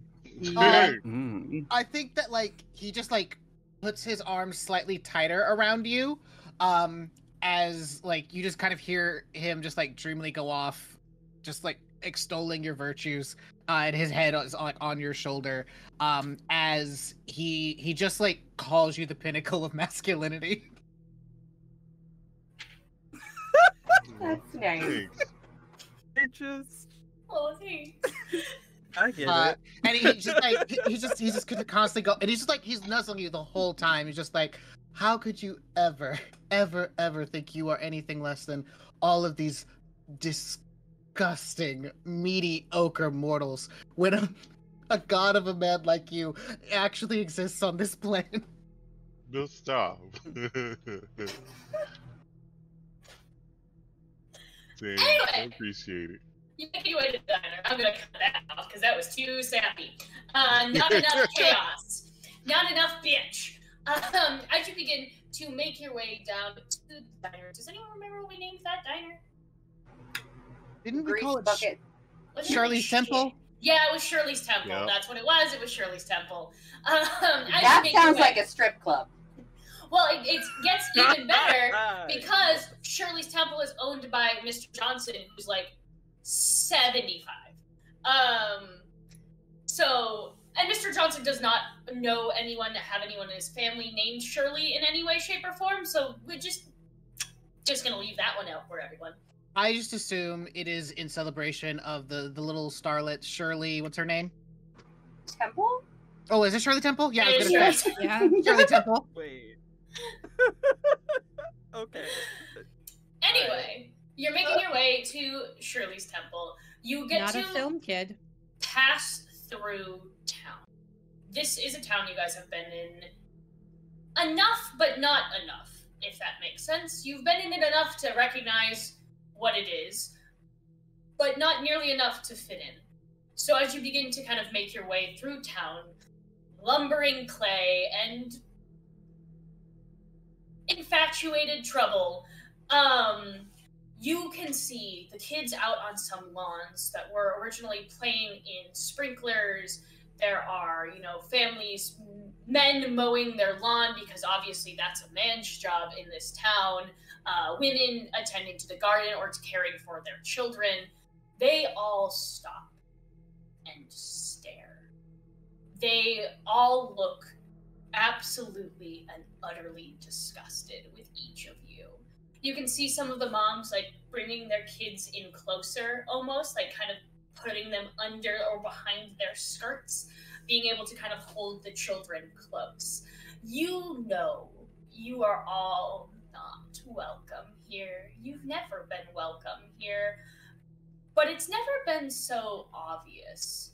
Perhaps this murder has something to do with the disdain that you're getting.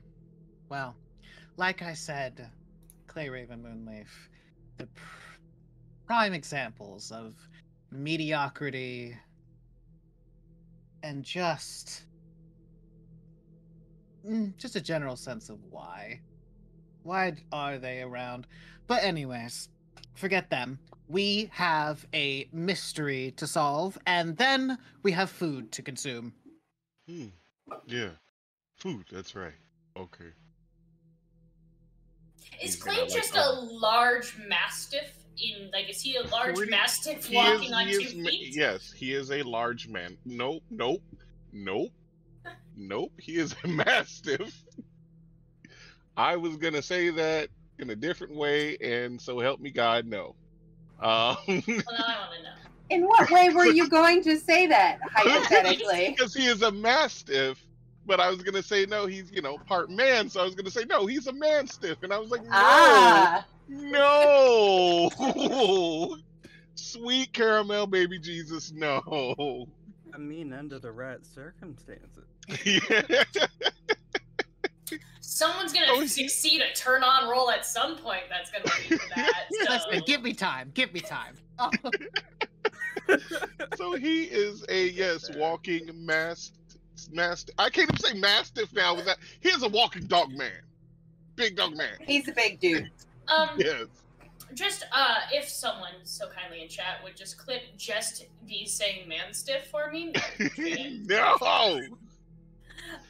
You guys make your way to Shirley's Temple. It is the manstiff. The epitome of a 50s diner. It is, red kind of pleather stools up against a very shiny bar. There's a jukebox in the corner. There's an old timey the milkshake machines that you do jerk off in order to get milkshakes to work kind of situation. I was gonna say my milkshakes bring all the boys to the yard until you said that, and then anyway, it's an old timey diner. Screw you! Oh, who is going? So they all have delusions. Which one of these lovely players is about to be forced into their darkest self for their next scene? I don't even have to look at the chat, but I'm guessing I know who that is. Who do you think it is? I'm just guessing a friendly kobold type of guy that we know. Delusion no. Sasquatch. Hey, Clay, my dear, can you read out? Actually, I'm going to explain what Darkest Self is to everyone first. Why did you use me? Hello, everyone, and welcome to Darkest Self. Darkest Self usually is when someone has reached their absolute brink and breaking point of humanity. It usually means the monster within you has come up to the surface for whatever reason, be it getting hit too many times, getting so angry with someone that your absolute worst self comes forward. But we here at Roll for Chaos let you do it once per game to just one random player to fuck with them for a full scene. So, Sasquatch, Manstiff, will you please read your darkest self for the for the audience? All right. Darkest self. Now, right now, It's time to rain stones down upon the bullies and their excluders. It's time to wreck their precious stuff, shove them back so hard that they'll never even dream of messing with you or anyone ever, ever again. You escape your darkest self when you hurt one of those people more than they've ever hurt anyone else, and more than you meant to. Like, literally everyone is judging you right now. Yeah, it's gonna end up your shit. We're about to beat up a toddler. Yeah. Come here, Timmy. Oh. So, for the sake of this redemption, you will exit Darkest Self at the end of this scene. Okay. How this looks to you, Trouble, is there's just this kind of tensing of all of Clay's muscles. They seem to almost hulk out slightly of his clothes. You can see this anger, this tightness in his jaw begin to form. His eyes slightly glaze over this kind of iridescent purple. You've never seen that happen before. Clay, you're in this diner. It's not very full. There's 1 or 2 people.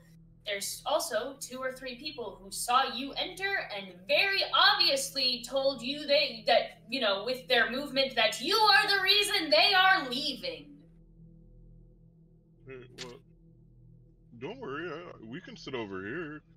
There's plenty of room.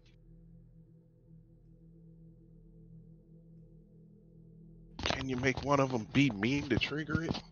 No. I'm gonna make you do it. I'm gonna make you non-provoked. Well, can I narrate what like triggers it? Sure. Thank you. Okay. So then I think when they're making, they're obviously not just like, oh, let's move over. They just and just like get up and like one of them's kind of like that as they walk by, and I start to, you know, I'm feeling kind of self-conscious, so I put Trouble down, and as I do that, one of them kind of like shoulder checks Trouble and just goes, out of the way, freak, and Clay snaps. And so like I see Trouble like going to like say something, but my eyes kind of just black out, and all of a sudden, out of nowhere, you've never seen Clay move this fast. Out of nowhere, the dude like shoulder checks you, and he's like, yeah, and like goes to turn, and he's about not even a foot from the door. Before he can reach the door, he is up against a wall, and Clay has grabbed him by his face and just slammed him into the wall. And you see, like, you know, normally Clay is just like this big teddy bear kind of shambling around, but right now he is just in like full apex predator kind of like stance and mode, and he's just like breathing heavily while kind of like salivating a little bit, and he's like, you don't ever make fun of my friend again. Do you understand me? Why and don't he is you like, roll you volatile? can hear. Yes. Why don't you roll volatile and we'll see how much damage you just did to this 13-year-old kid. Well, come on, buddy. That is a 7. Lash out physically. Oh wait, hold on, because of, I'm sorry, I need to add, where is it? You said volatile, right? Yeah, so it's an 8. On a 7 to 9, you harm them, but they get to choose one. They learn something about your true nature and gain a string on you. The MC decides how bad. Oh no, this is you get to choose. They learn something about you or your true nature and gain a string. The MC decides how bad the harm turns out, or you continue to become your darkest self and don't leave it after the end of the scene. Which one do you want, these? Kill him. Damn! Just I Wait, mean, we're gonna see if it goes there, because I'm gonna let our wonderful MC tell me how bad this harm is. So, you pick up this very easily scrawny kind of piece of shit 13-year-old kid by, like, the face. So you're covering his mouth and most of his nose with just the mitt of your hand. Yeah, like, and you hear kind of like a basketball. As you slam his head into the back, you hear a crack. You have very clearly done some heavy damage to this child. Do you let him go, or do you keep him against the wall? Well, if I'm still in my darkest self, You are? I don't think so, because unless there's something that kind of alerts me that I have seriously harmed this. You mean like the young, blood poor, dripping down the innocent wall? babe. Is there something I can roll to notice that? Because right now he's just in a blind rage. No, it's your decision whether or not you notice it. Or Trouble can alert you to it. Yeah, I mean, Trouble, somebody you else do would have clearly to, see 'cause- this child is fading out of consciousness very quickly. I look very, very fast to see if I see Mr. Johnson. Oh yeah, no, he's on the phone. Okay. In that moment before Mr. Johnson actually like turns and notices what's going on, wait, on the phone with the police or on the phone like he hasn't noticed us yet? On the phone with the police. Shit. I thought he was taking an order or something too. I was just like, it's fine. It's just I like to Like, get yeah. 3. Oh God. No. I like put my arms around like Clay's middle and I just like kind of give him a squeeze like, hey, we have to go. We have to go. We have to go. Unless you don't ever want to see the outside of the world again, we should go. And he's like starts pulling on his shirt. Why don't Like, you the let me turn moment someone he on? pulls, We'll see. well, yeah, let's see what he We'll rolls. see if he rolls high enough. I'll turn it. 11. Hey, okay. So the moment he pulls on my shirt, I turn around, just kind of like snarl, and then realize like my brain recognizes it's trouble, and so then I start to come back to reality. As you kind of come back to reality, this kid gets to his feet. He's still technically conscious. Because he's getting close to not being there. He kind of like wobbles for a minute and goes to like lean on one of his friends. Trouble, you recognize this friend. You recognize this friend from theater, from the drama club. Oh. It's Whatever. Spanky, huh? It is Spanky. Did I just smash Jesus. Spanky?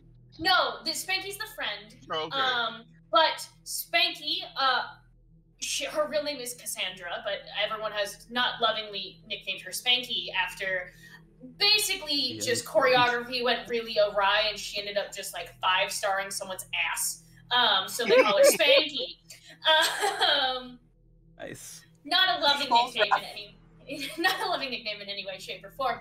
She like looks you, Trouble, dead in the eyes, and just that terror from the night that you remember at school, that same terror from that night when you full-on Tanya Harding someone's kneecaps, once again returns onto Spanky's face, and she grabs her friend, and though he is not doing well, drags his basically like unconscious body like ragdoll out the door. Did you see the redemption? What is the redemption? Timothy Robble and Spanky. Timothy Robble gets a string on Spanky, or Spanky gets a string on Timothy Robble? Which way is that stringing going? Okay. Cool. Gets a string on. Okay, so get a string. Timothy Robble gets a string. I'm going to immediately spend it. Okay. Okay, so Clay like snarled at me and then kind of came back to his senses. But Trouble is like on a whole different level of weird, and it's just like kissed him when the snarl happened because he was super turned on. And then like I pulls get it. Clay I by understand. his shirt like out the door following Spanky, Okay. and like snaps his fingers, and he's like and just does one of these motions. Okay. You use the string, and Spanky like stops and lets her friend kind of go. He falls to the ground, limp, and she just looks at you, terrified, confused, and pretty pissed off. I want to apologize. Clay Raven Moonleaf is very protective, and had your looks down at the crumpled child. Ward, friend, I don't know what you call this trash, decided not to invade my personal space. Perhaps this all wouldn't have happened, but I appreciate running into you because I'm a little looking for information. I'm so glad that you might be able to give it to me, and then we could just go. So are you rolling to turn them on to get information? Yeah. Of dragging a child. Yeah. Well done. Well, Yes, Spanky's a freshman, so Spanky's 14, and oh no, because Spanky was around the same time as you, Trouble, so she would have been a little bit older. Yeah. Ooh, So no, even better. The kid you just beat the shit out of was Spanky's younger brother. There we go. So this will be a 9 for the turning someone on. Okay. And just say, Benjamin Reed died. I don't really know him, but is there anything you might be able to tell me that, might be interesting? You want to talk about some kid who died when your friend just almost killed my brother. That's what we're going with? If you need to know anything about Benjamin Reed, maybe go talk to his parents or something. I'm trying to take care of my kid brother who's fucking unconscious. Okay, so number 1, I would ask that you remember who the fuck you're talking to. I don't mind taking out your kneecaps either. We'll shut someone down now.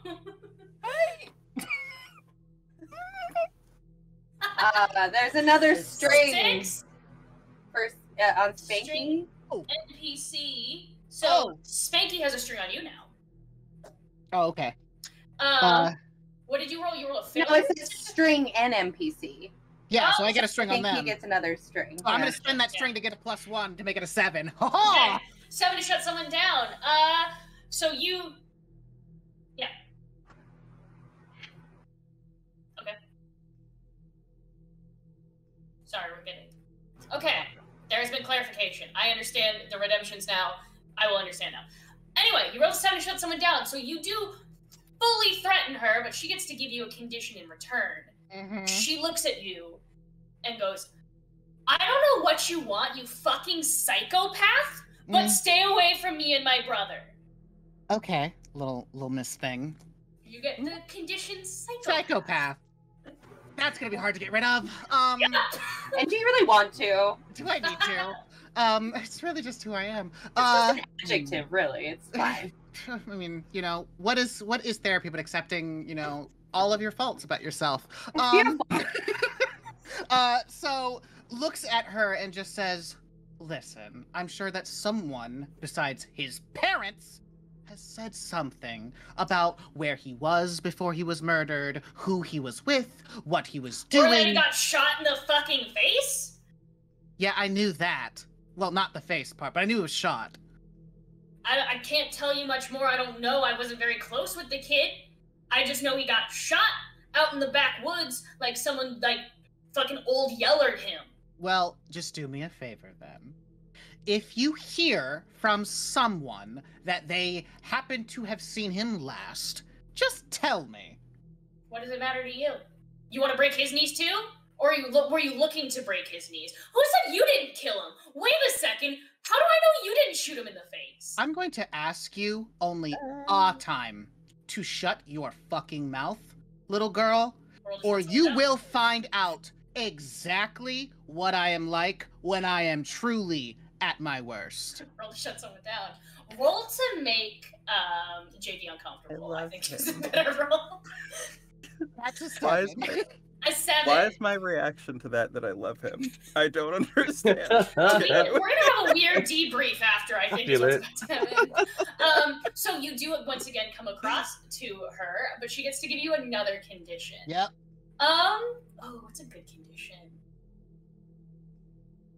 I think you are absolutely unhinged. Who could even, you have no regard for my brother whatsoever, and you only care about Benjamin. The last time I think anyone saw Benjamin was 2 weeks ago. So I don't know who saw him last, okay? Huh. Can I take care of my fucking kid brother now? Keep your dog on a leash. And she goes and picks up her brother and starts walking down the street. Yeah, take your trash out by the sidewalk. Come on, big guy. And I just grab his hand and just lead him away. We're gonna go get McDonald's or something. You're gonna go to, But I'm gonna buy, and I'm gonna give him like extra food because he, put that He kid in needs a it. coma. Extra chicken nuggies. Yeah, I was gonna give him extra Alright. chicken nuggets. So And that he's 40 scene killing beefs you. all for Clay. That scene will close. We will open up onto Avery. You're at the coffee shop. We're gonna go with maybe a calmer scene than whatever the fuck that was. Okay. I'm all for it. So have you called your cousin, I assume, to meet you there? Or your cousin works there, right? Yeah. Quentin works there. It's a quaint little place. It's got like all wooden floors. It's like a very like modern but laid back vibe, and they're always playing like Sufjan Stevens on the sound system. I think Avery like just has an arrangement with Quentin. Like Quentin takes a certain shift so that when Avery comes in, Avery can get a free drink from Quentin and then sit down, and then he goes off shift almost immediately. I like that. There you go. So you order your drink, which is what? If you say unicorn frappuccino, I'm ending the game right now. Oh my I god, those are wasn't- actually no. really good. BTW. Well, this is an independent. Shannon, your basic is showing. I know! This is an independent coffee shop, so they have quirky names for everything. It's called a butterfly playing accordion, or accordion playing butterfly. And it has like amaretto and like lemonade and seltzer sounds- water. I don't know how that would taste, but okay, let's Yeah, go. it's weird. It's definitely weird. Sounds terrible, but okay. It does. Let's But roll we'll just with keep it. going with it. Okay, so you grab your drink and sit down. 2-3 minutes later, Quentin gets off shift. Can you describe what Quentin looks like for everyone? Quentin is a mid-20s, like 25-year-old basic white dude with like chin, shoulder length hair that's usually just like slicked back with a little bit of like a light application of oil so that it's like stays in place. He's got like a trace of a mustache, light brown hair, like just very like guy next door, like inoffensive, but also like a little hipster. He sits down and kind of like brushes like off, or tries to, like that sticky coffee residue of barista life that it just is always on your skin for whatever reason. Kind of like tries to wipe that off on his pants. Hey, Hey. you okay? Everything all right? Well, like my roommates tried to invite me to a party and offered me drugs, and I had to tell them no. Party part would have been pretty cool. Drug part, I agree with you on, but like, could you not walk the line of party no drug? I don't do well with crowds, Quentin. You know that? I do, but also I know that you're not gonna get better if you don't go out. Look, I don't think I'm ready to make that step in my life right now, but I appreciate you're looking out for me. And Avery just kind of like sinks into their hoodie. Oh, Like- don't, no, okay. I didn't mean it like that. You don't need to, okay. Well, I mean, like, this is how I'm comfortable.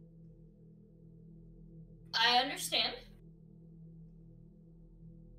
But Okay. also, a little Well, bit out of your actually, comfort zone? like, well, yeah, but I would like to do that when there's not a kid my age who's just been murdered, and I'd like to ask you questions about him. Right. Gotcha. What do You still have some of your grandma's plants, right? Yeah. Yeah. Do you need them? I kind of want you to help me do a scrying. Okay. I mean, we can do that. Can we just... I love you, but can we talk about the fact you're still wearing an old hoodie that you've probably never washed and should probably wash as we walk I washed there? it last month. Marshall made me you? wash it. Yeah, I Did washed you? it. Alright. No, I totally did. Like Okay, you can. I'm not gonna smell it. I'm not smell checking that shit. Well, yeah, you shouldn't. Let's walk and talk. We'll head Okay. over there. So you two Okay. kind of get up and head back, well, up to Yeah. Quentin's apartment because it's above the coffee shop. It's small and very warm because it's above a coffee shop. It constantly smells of kind of burnt coffee beans, just kind of that bitter aroma. It's great, scent cleanser though, but the scent is always coffee. It's a studio apartment, and it is bed, kitchen, bathroom, kind of just together. Furniture is all just a mess. There's no real separation of any of it. On the windowsill, there's like 6 or 7 different plants, all from his grandmother, all used in various, I don't know why I was going to say witchery. That's not a term. Rituals. There you go. I like witchery better. So I assume you would like to gaze into the abyss. Yeah. Alrighty, go ahead and roll it. And Avery's like, you do this better than me, Quentin. I don't know why you make me do it. You're never gonna learn if you don't do it. Like, you're never gonna branch out of hiding in your hoodie if you don't go hang out with people. I'm always here. I'm watching you. If you fuck something up, I'll be right there. Okay. I got you. And I'll let you roll with a 1 forward because he is watching and helping. Okay, well that would cancel out my -1 dark. There we go. So, on a straight roll, that's a 6. That is a failure. You begin this ritual burning dried herbs, kind of sitting with candles, with your grandmother's old kind of spell book. As you begin to create this ritual, some of the smoke gets kind of too thick in the air right by you and begins to kind of irritate your lungs and causing you to cough as you begin to... Okay, and he quickly gets out the flame, stubs it out entirely under his foot and goes, all right. They don't want to, the planes around us don't want to talk to us right now, apparently, because it just fucked up your lungs. I can try later. Do you have a question you want to ask? I can try later by myself and give you the answer. Sure, yeah, that'd be great. What you want? I really... okay, so... well, first of all, Marshall wanted to make curfew 2 hours earlier, which would really cut into my coffee shop time. Yeah. And... If you just say you started working here, you'd probably buy that. Oh my... Quentin, really? You think I don't think I could work here. No, I didn't mean actually. I said you could just say you did and then give you a pass to not go back as early. Okay, but that would be lying, and lying is bad. I forgot you had that thing about lying. I mean, no! Work here! What? You could sweep the floor! Okay. Yeah, I'm... It's probably... I'll write you a letter. Okay. You can sweep the floor. I'll write you a letter, make sure you can get home whenever you want. It's not a lie. You're actually working. Okay. That's really... But the point was, I want to know if, this kid, is important of anything else? Like maybe the powers that took or killed my parents. Does it have to do with that? Gotcha. Yeah. I can look that up. Better question, though, is if the answer is yes, do you want me to tell you?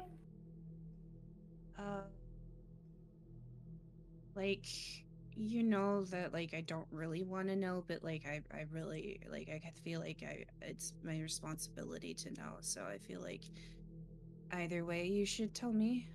You don't have to take the entire world on your shoulders. You know that, right? But, Quentin, you know that, I kind of feel like it was my fault. What happened to him? You didn't kill him.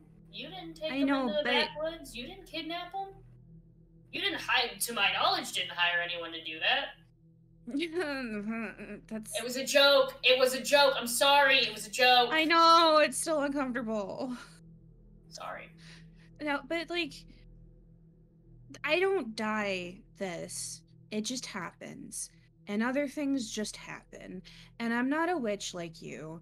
And so something's going on, and I can't help but feel like, like Dad always said Mom had healing hands. So, like, maybe they thought that they could capture, somebody with special powers and train them to do whatever they wanted. And I guess that sounds kind of dumb when I say it out loud.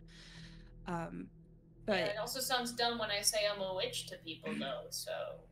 But you are. Yeah, but also, like, who's gonna believe that? Or if they do, they're like, cool, read my tarot, which is not... Yeah. I digress. Yeah. Well, yeah, that's really that's all I wanted to know. Cause, yeah. I'll get back to you. And I'll write you that letter. And he, like, walks over to, like... Really, you don't have to... This pile of, papers, newspapers, magazine. It's just, it's a shit show. And he, like, rifles through some of it, pulls out this old, like, coffee-stained piece of paper. It's like, pen. No. Digs under the couch and pulls one up. And he's like, nope, do it! Red one! You have a job! There you go! And, like... Avery runs away. And Avery is gone. As Avery runs away, that scene will fade. Mab and Meg, and technically, Blaine, you're still there.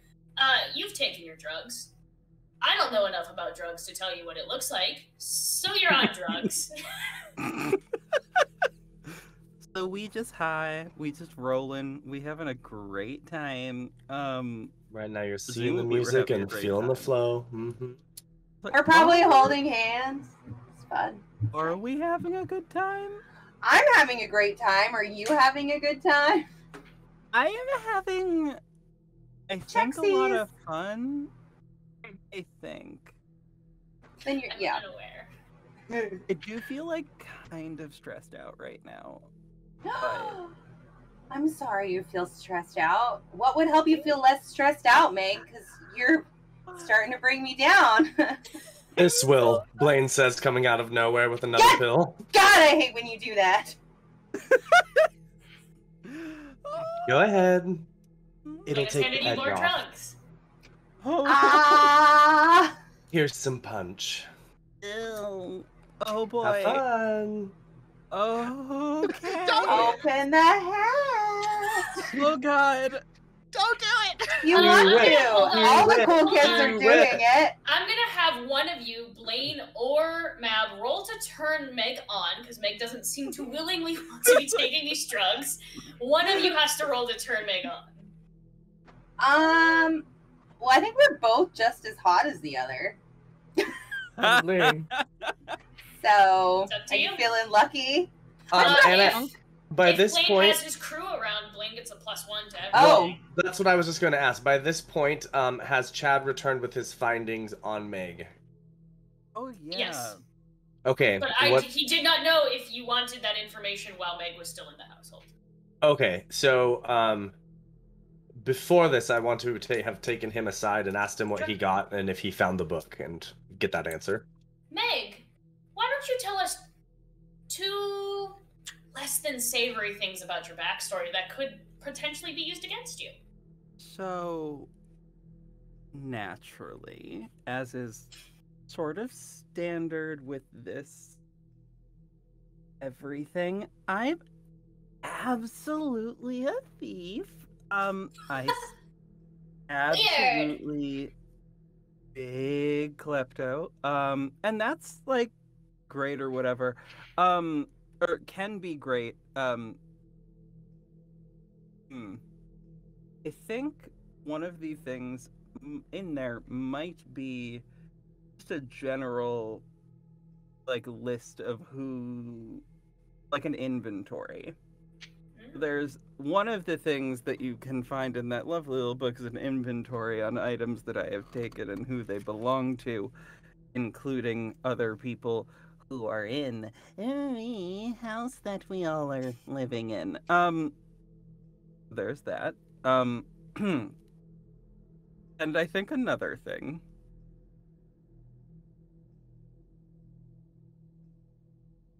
Ooh, how high school do I want to make this? Yes. But So the high answer school? is yes. The high schoolist.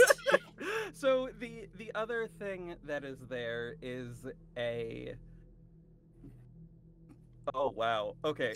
My brain is such that unhinged ideas will slowly roll in. Perfect. One Embrace after it. another. Embrace it. So there's a list of people I have a crush on in ranked order, and in addition to that, also the outline of a very, very odd erotic fan fiction. Yes. So you all, have all of returned. those things are in there. Chad has brought back 3 journals, one of which is a list of things that have been taken. Literally written at the top is like shit I took. Like it's not classy. It's not like it's literally like the most, and it's written in like pink sparkle pen, I guess, Love or it. like purple sparkle pen. The most It's like shit I embarrassing took thing. with like a little heart over, or like a witch hat over the eye, kind of bullshit. Oh my god. Including on that list though is, you know, Blaine's amulet, and that seems to be crossed out almost in blood. Like it's not a normal like pen. And also, Meg was not the one who crossed it out. It seems as though they cross out once they're used, kind of a situation. The other one is a journal that is like has a bunch of different people's names in like ranked order, like almost like fuck, marry, kill, kind of just listed down with a bunch of people. Meg, where is Blaine on this list? Okay. Controversially, Blaine is third on the list. Third? Who's But, above like, it's Blaine? a strong third. Who's above Blaine? Are any of Blaine's cronies above Blaine? Veronica, absolutely. Veronica's But I feel above like that Blaine. Yeah, makes she's sense. succubus, sorry. Right? I was like, that makes sense, I think, for everybody. Yeah. I think, so, she's in the second spot, and that's one of those, like, oh, I mean, yeah. Yeah. Obviously. Like, everyone gets, yeah. Who's number 1? Who's number 1? Okay. This is an odd, fun little moment wherein I want to let that decision be made by somebody who is not me. Sounds like a me thing. Okay, cool. Sounds like I get to decide. Also, while I'm trying to decide who's at the top of your list, we all have known from the description that Marquise gave us that everyone has thought about Marshall sexually, like, kind of. One of those, like, someone will fuck him, just not me. So where's Marshall on this list? Marshall? Oh, shit. Marshall is, 5th, I would say. Okay. 5th Dang. on the list. Middling. Yeah. So, final question for Yeah. the top of this list. Male, female, non-binary.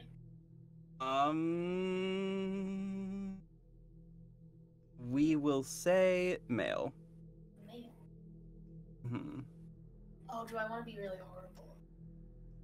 Oh my god, why is this so suspenseful? You could. Why? I have. Why isn't Here's the- Benjamin? Why is Benjamin Reed the first one on your list? Oh, that's bad. Oh no, I love that. Well done. Yes. Oh. Yes. Oh, no. Why is Benjamin Reed the first one on your list, Meg? Asp. The plot thickens, among other Is things. that an actual question that I have to answer? No. Because I No. will answer that. If you want to, you So- can, but it isn't one necessarily. Okay, I have a theory in my brain as to why that might be the Okay, case. hit me with it. I like the That spin. theory is, I don't know. I just maybe mildly attracted to violence. It's fine. I like Fair. fix 'em uppers. You can save him. Yeah. What? Oh, that hurt. Oh God. I thought And you if said read save the him.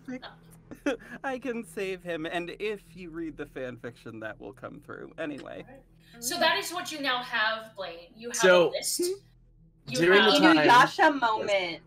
During the time that I was walking them through and showing them all the drugs, I was having Chad photograph every page of those books and document them into PDFs for me. And then flash he did that forward. in 26 seconds. With an Excel format first, and then over Exactly. PDF. Yeah, There's yep. also a table of contents that he has also managed You to... goddamn right. Tabs. because I am on it. Well, Chad's on it. Yeah. Chad's amazing, you guys. Chad's amazing. I So want to I hire return Chad. So much. back to the Yeah. dance floor with the drugs, and I swoop in close and have Veronica swoop in quite behind him, and the rest of my posse kind of surrounds him, and we're kind of like, just take the pill. It's gonna be a great time, and I have something that I think you're really gonna appreciate. And I'm gonna This roll is the turn Meg. on. Alright, you're gonna roll to on Meg. I am gonna give you no, because you get the +1 from your group, so I'm not gonna give you an extra +1 because Veronica's And there. I have a banked +1. Okay, you And ready? +1 forward, yeah. 6, 7. So it's an 8. 8. On a partial success to turn someone on, Meg can either give a string to you, Meg can choose to fuck you, Meg can promise you something that she thinks you'd like, or she can get embarrassed and act awkward. Oh boy. Veronica can tag along. Whoop.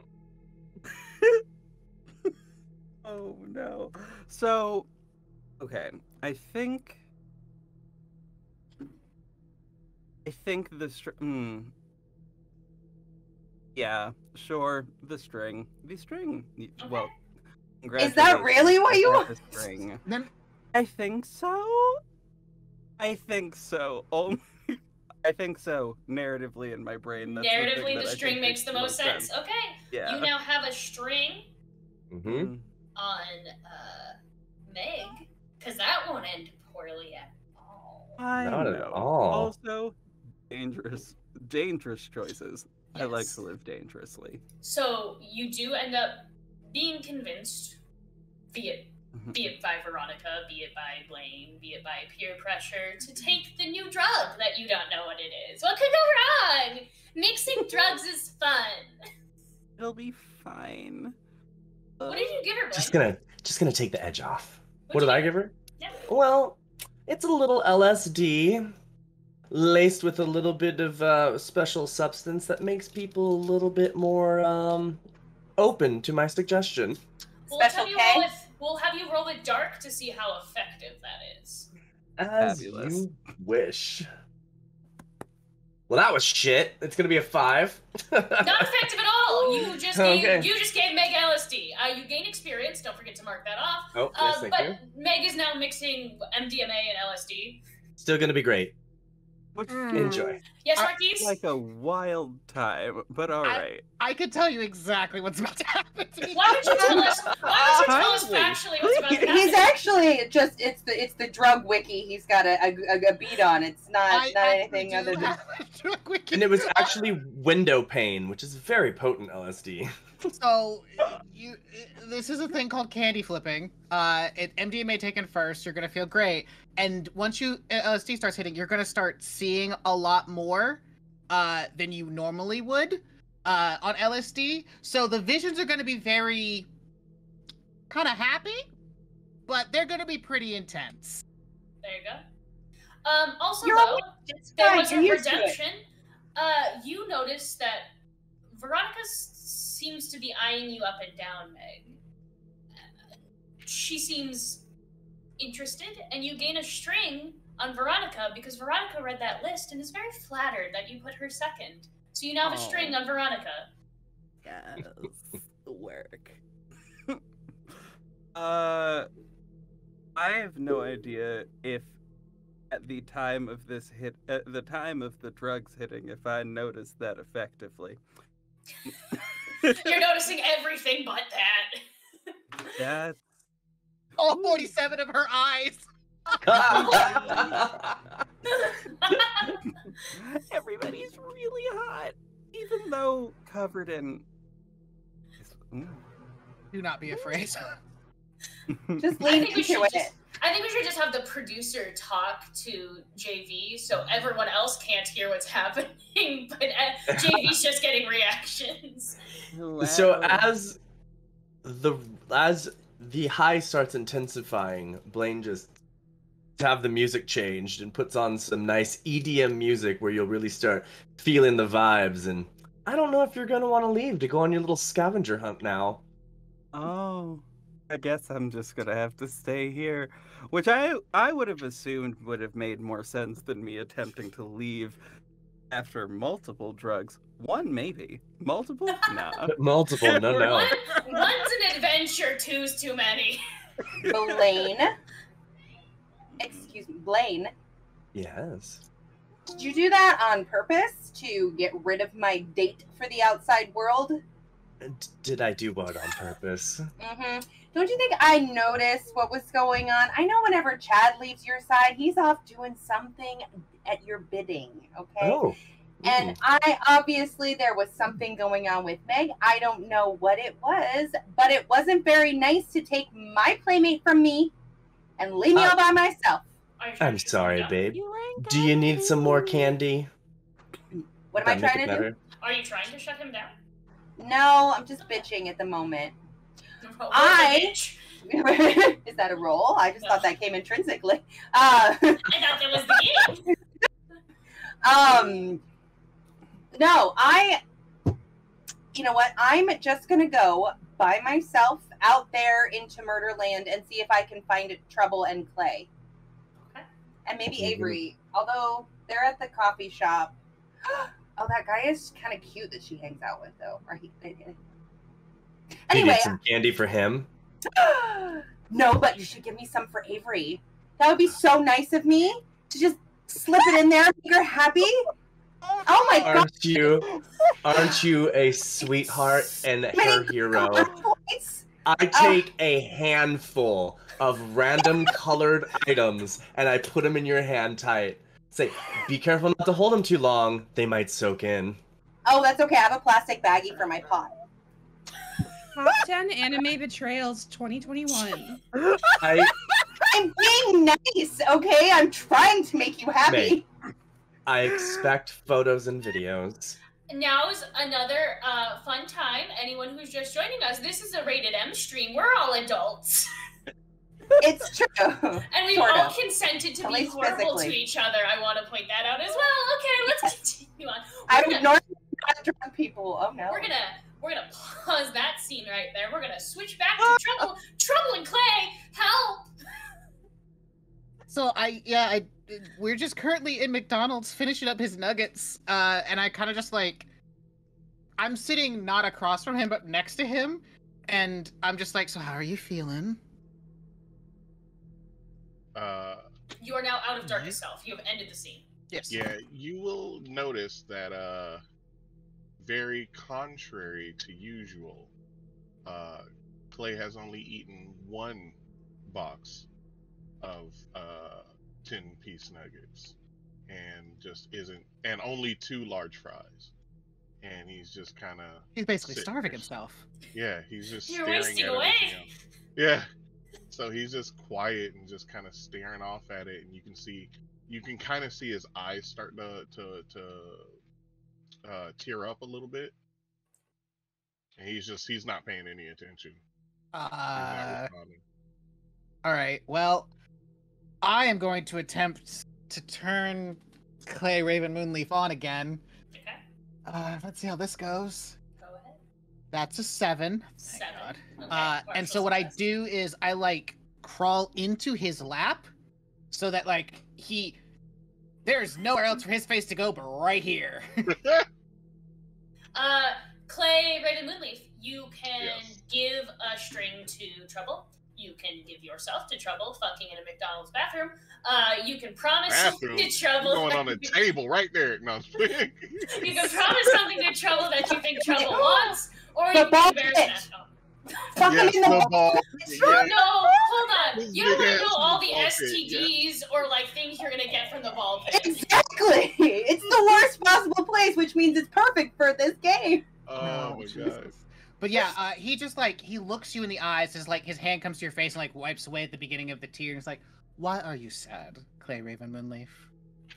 Clay, what are you doing? Are you getting embarrassed and acting awkward, promising something Trouble wants, giving yourself to Trouble, or just giving Trouble a string? He is probably going to probably act all embarrassed and just well, I heard I didn't mean to hurt the kid. And Shh. I was just trying to. He was mean to you, and now I'm gonna get kicked out and No, go to jail. no, And, no, you're not. You're not going to be kicked out. I will make certain that does not happen. And I'm going to spend a string, as I'm consoling him, to give him the condition of, and I just say to him, you're just someone who is learning the limits of your own strength. You are powerful, Clay Raven Moonleaf. Oh snap! Too Powerful. powerful for these mediocre creatures. Get out of here with those good conditions. Get out of here. That's not what they're for. We don't want that hair, They're meant to hurt each other. So don't worry. I'm going to make certain that Spanky doesn't say anything about this lovely little incident to anybody, especially about you, okay? Thank you. At this moment, Eat a couple nuggets. Clay and Trub, actually all of you, get a text on your phones from Marshall. Oh, flip. And all it says, home, period, now, period. Ugh. How the fuck is he awake?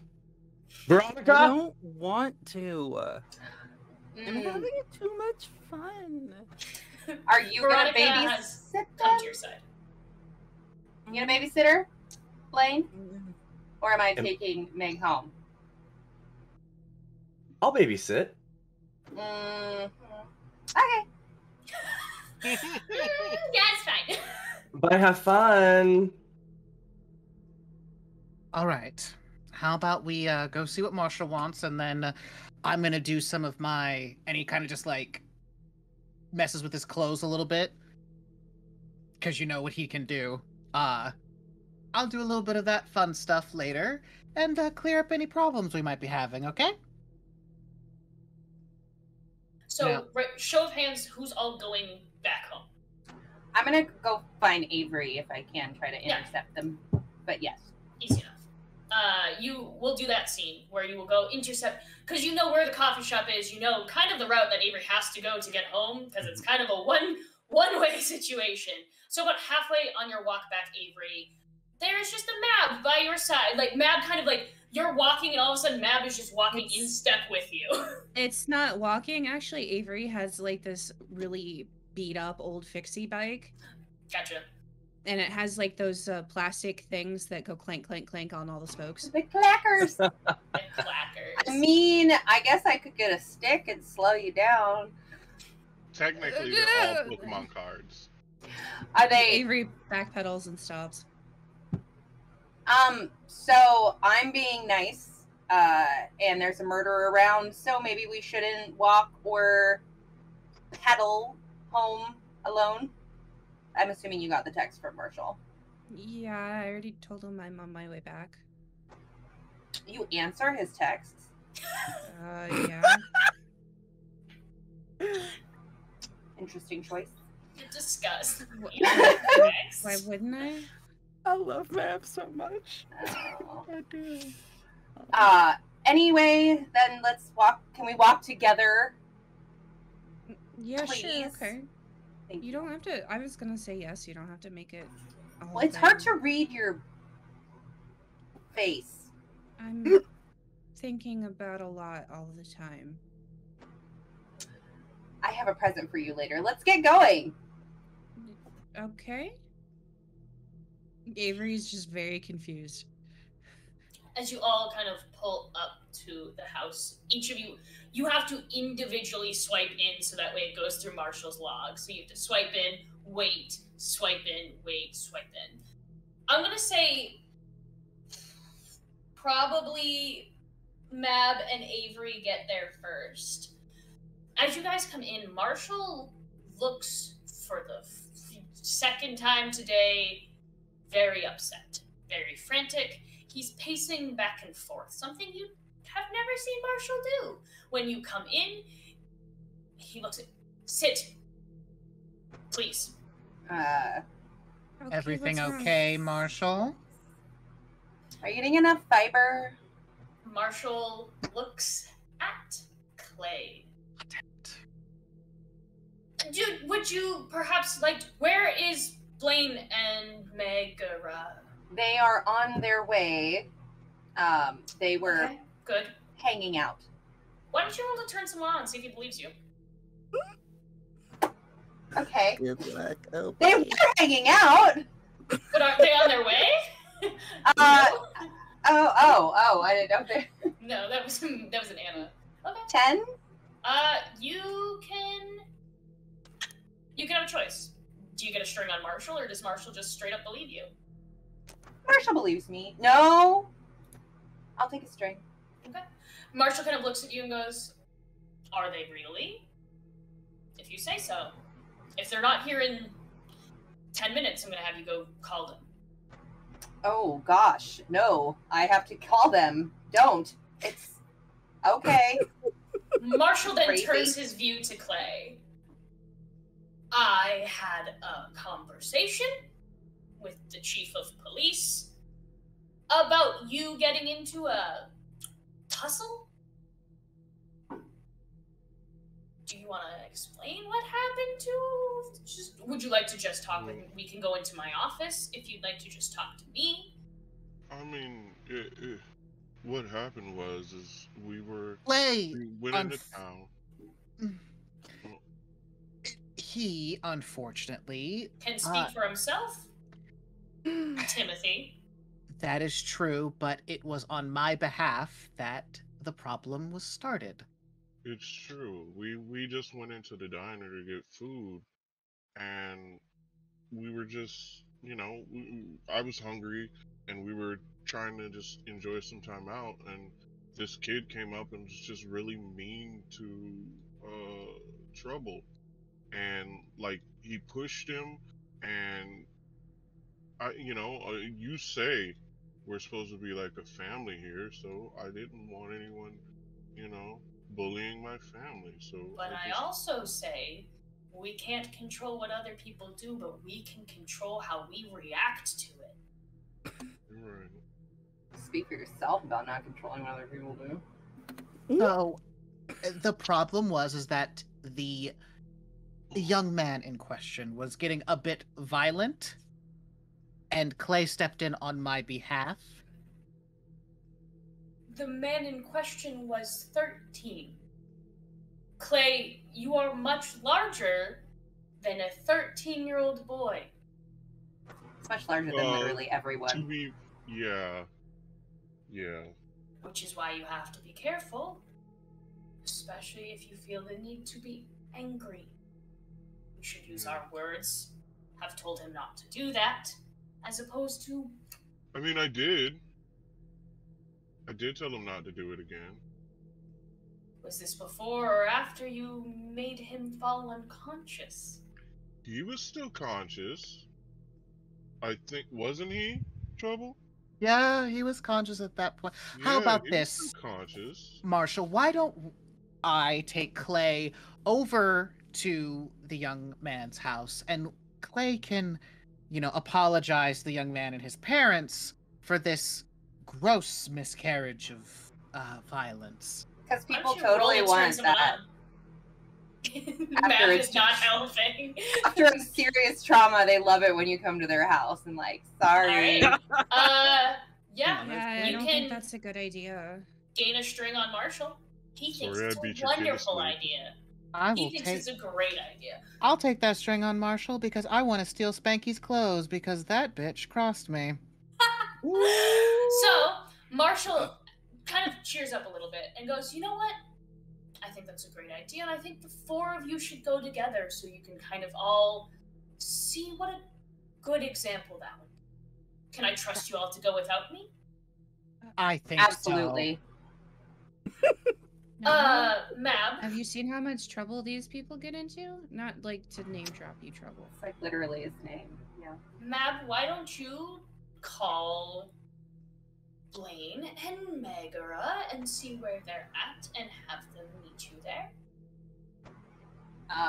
There? We're gonna go there? To the assaulted kid's house? You're all with going them? together. Yes, I think it's a good How example. It's a good example of Apologizing and owning up to your actions. Okay. Yeah, nope, totally gonna work. You're Yeah. brilliant. Oh, I cannot wait. I know am. that Avery is just so absolutely thrilled at all of this, what's the word I'm looking for? Responsibility, owning of one's actions. Aren't you, Avery?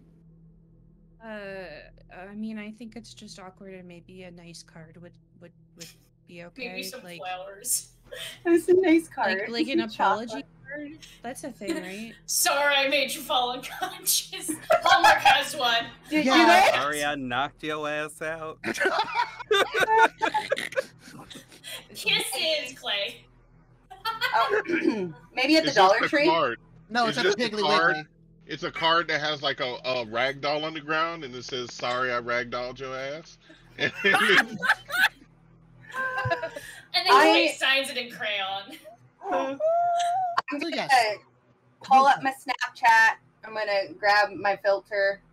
I'm gonna get Blaine What and filter? Meg. Is it the dog filter? It's not the dog filter. It's obviously like the little strawberries on the cheek or the little like stars. The with, little like hearts. yeah, totally the cute, like cute one. The ones that totally facetune your face and make it look like you dropped 67 pounds just Yeah, in it's in face. an odd way because instead of like having a long face like I have, it makes me like a strawberry and I look Yeah. weird. Yeah, that one. Anyway, so guys, we're gonna have to go over and apologize to someone that Clay assaulted. Why don't you come back now? Now. Doesn't that sound so fun? Well, guess what? We're just finishing up a couple things, and we'll just be right on our way. See you soon. Why did that strawberry sound like our It's a very, very talented strawberry, babe. Oh, yeah. So, I we want a have to shirt go. that just says, "Why did that strawberry sound like our friend?" Honestly, Merch. Okay. First things first, I'm gonna just give everyone the heads up that that kid is definitely in the hospital and not at home. So you're gonna have to make her in the hospital. Oh, But do we know that? Or are we gonna awkwardly knock on the door? Hey, no, we're the person. Marshall let you know. Actually, he's in the hospital. Okay, Marshall let you know that he was in the hospital. He also let Clay know that he managed to talk the police out of dragging his ass to jail. So to keep it on the up and up. I am going to take the outfit I took from both Mab and Clay with me Okay. in a backpack. Okay. So, yeah. So you have those just in case. Yeah. For no and- reason in For no particular. reason at all. Blaine and Strawberry Shortcake, what are you doing? So, as we are there, I have cleared the house out, just waved my hand and everybody left. So it's just my hive and Meg. And so I walk up to him and, well, Meg, sweetie. Honey. early night. You in danger, Early girl. night tonight. Girl, no. Problem is, I wanted to have a little bit more time to talk to you, but evidently we have to go to the hospital and look at someone who had their face beat in. But don't worry, I'm sure it's going to be fine. But I found out some things, and I am just so flattered. And I run my finger down the front of his chest, and I say, of her chest, and say, well, first and foremost, I know about my pendant. Oh. Yeah. That little thievery habit. Yeah. My pendant. Really special. Really, really. I don't even know if you can imagine how old it is, actually. But it's fine. Bygones be bygones. I understand. I also heard about something kind of sexy. Reed. Mr. Marshall Reed. Not Marshall. What was that dude's name? Benjamin. Benjamin Reed. Huge old crush on him, huh? A little macabre. A little enjoyable. Oh, I think you're gonna have to roll to just shut her down. I think if you're trying to make her feel awkward, you have to shut her down. If you're trying to turn her on, roll to We're turn leading her on. into it right now. Okay. I also have another thing to say is Miss Veronica over here was very, very flattered that she's number 2. And I guess I'm flattered even though I only made number 3. But I do have these books I got somehow, these diaries. What an issue. You know, I really love to give these back to you, but, you know, I think we could work out a little deal first. Now I'm gonna roll the turn on. Okay. And this entire time, Blaine has just like horns like sprouting and then like receding into their head. His face is like melting off and then reappearing. He's also a strawberry for some reason. That's weird. So Okay. that is a that was a 10. Oh shit. So Oh, 10, it just works. There's no choice. What do you want from? Well, we'll let you know. Meg decide exactly how she responds, but knowing that he's trying to either get you to, are you trying to get her to do something for you? Oh, we about to do it. We about to have ourselves a little threesome, girl. Fuck. Okay. hell yeah. Okay, I'm fully on board, actually. Okay. I mean, there's Molly. This just feels like it's fine. It's whatever. I was sitting here like, how many episodes before? Oh, the first one. Cool, no problem. I have gone to college. I was about to say, we're gonna fade to black on that. It's a three-way. Fine. Veronica, Blaine, and... Correct. So, as we end this episode tonight, Blaine, Yes. please read out your sex move. So, when you have sex with someone, they gain the condition one of them. While the condition remains, they count as a part of your gang. You now, Meg, are part of the clique. Welcome to the hive, babe. You please got write it, down that you Scripty. have the condition one of them. How you remove that condition is acting blatantly against Blaine and the clique. But he On probably won't Wednesdays, like you that. wear pink. That is true. And on Thursdays, you summon Satan. So Boom. That's right. do. That sounds right up You my want to stay alley. youthful, And happy, with drugs and Bacon. money? A little demon view, and And that's all it then, is. Meg, my dear, can you read your sex move? Yes, I can once I pull that screen up again. After sex, you can take a sympathetic token from them. They know about it, and it's cool. So what do you take? I think, I'm sorry, my brain was just like his virginity. I don't dead shit. That's long gone, I think. If. Disappeared. There's a wow. I think A lock of hair. Oh, His whole damn weave. Whoa, whoa, whoa. that's a lot. Snatches me. And that's the Oh, canon reason no. why Blaine will have a new wig next week. Exactly. Exactly. Yes. It's coming. Okay. You could actually take a lock of hair. A lock of hair, but that does mean that the wig itself is then tainted because it is missing part of it. And I don't know not that I personally would ever like get rid of a wig simply because a small bit of it went missing. Never. But I could understand if somebody would do that. So, you know, that's it. That's the Alright, you had a lock that is of- the thing. You enjoy that? I like the fact that it's cool. So there was some conversation of like, can I just have a piece of your hair? Like, And but then as again, a, you're high as balls, so maybe that makes sense. Yeah, it's like as can a I token, Um, and as a token of trust, I give your journals and diaries back and hope that we have a certain understanding. absolutely. Then you need to go ahead Oh my and god, take this. hello Nat 21 Adventures with the Yes! 10. I guess we'll extend our Woohoo! stream by 10 minutes. Oops. Oops. Yeah. So I also hand you a new pill that's gonna balance things out and make you not so noticeable in the hospital. You don't want someone thinking about talking strawberries in the hospital? What? Weird. For the new Raiders, by the way, this is an M-rated You shouldn't. game. Very mature or immaturely mature. Watch at your own risk. Yes. We're all We just finished sex moves. We did just Yeah. finish sex Yeah. moves. This is Monster Hearts. It's rated M. It's written everywhere. Please, please, please. We're gonna talk about drugs. We're gonna talk about sex. Okay, there's your warning. We're gonna jump ahead to the hospital really fast. This hospital is busy. There's a nurse who's sitting at the front who looks like she'd rather be anywhere but here. She's probably mid-40s, got the couple little bit of crow's feet, just starting. She looks fucking exhausted. She's probably been here for 12 hours. And then she looks up and sees the group of deplorables who are walking into her hospital. And you can just see. Yeah. before they came in, Avery would want to say to Clay, I've got a really bad feeling about this, but I want to try to put positive energy into the world. So I'm going to make a prediction that everything will go well. And I want to use the unicorn move prophecy. All right, can you please read prophecy out for the members of the audience?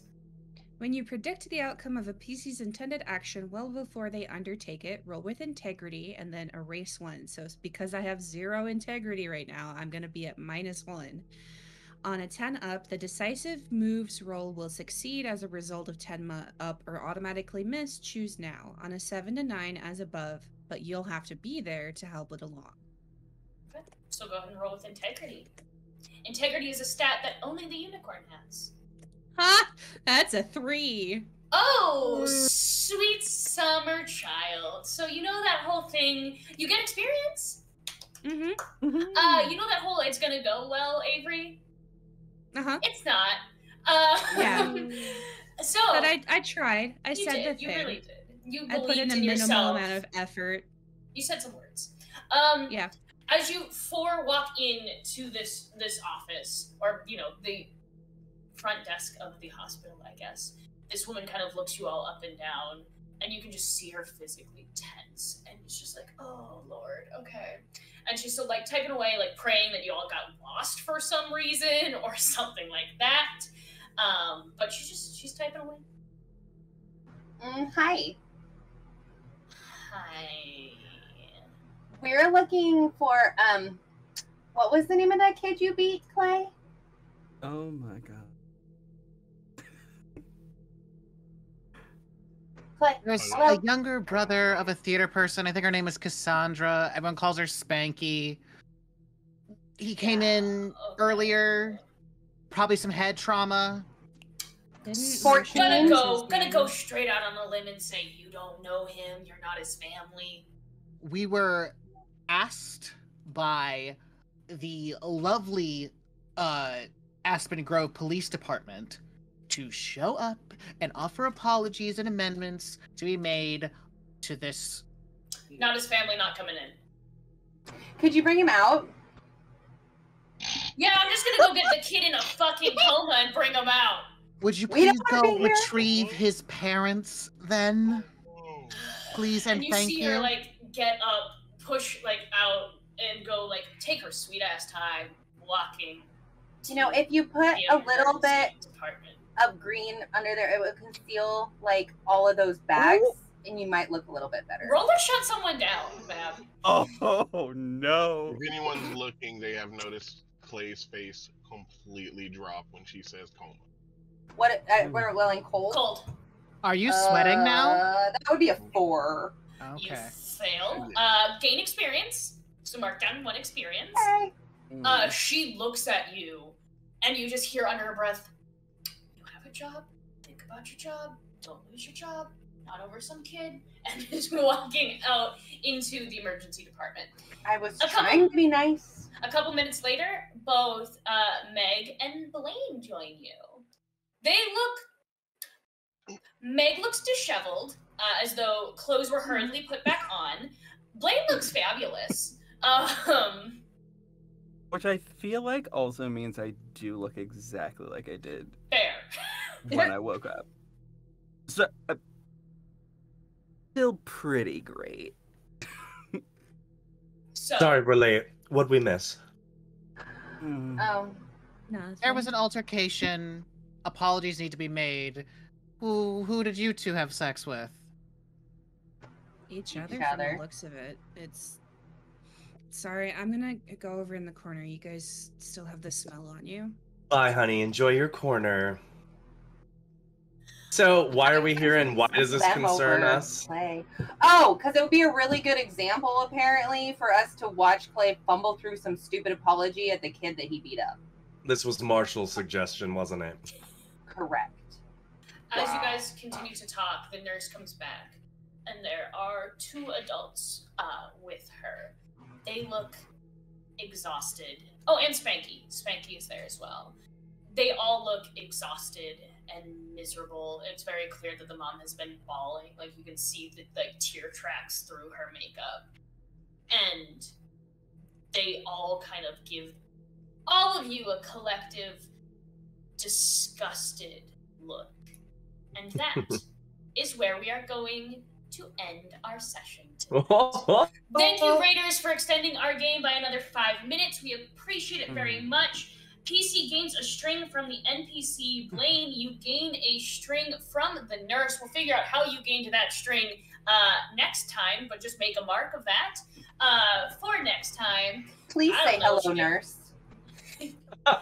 Exactly. So, I'm going to have everyone go around, just say your goodbyes, say where we can see you on the interwebs, and then we, our lovely cast, will go do a 10 to 15 minute debrief about what just happened in this game. We will start where we ended last time. Shannon, you get to start.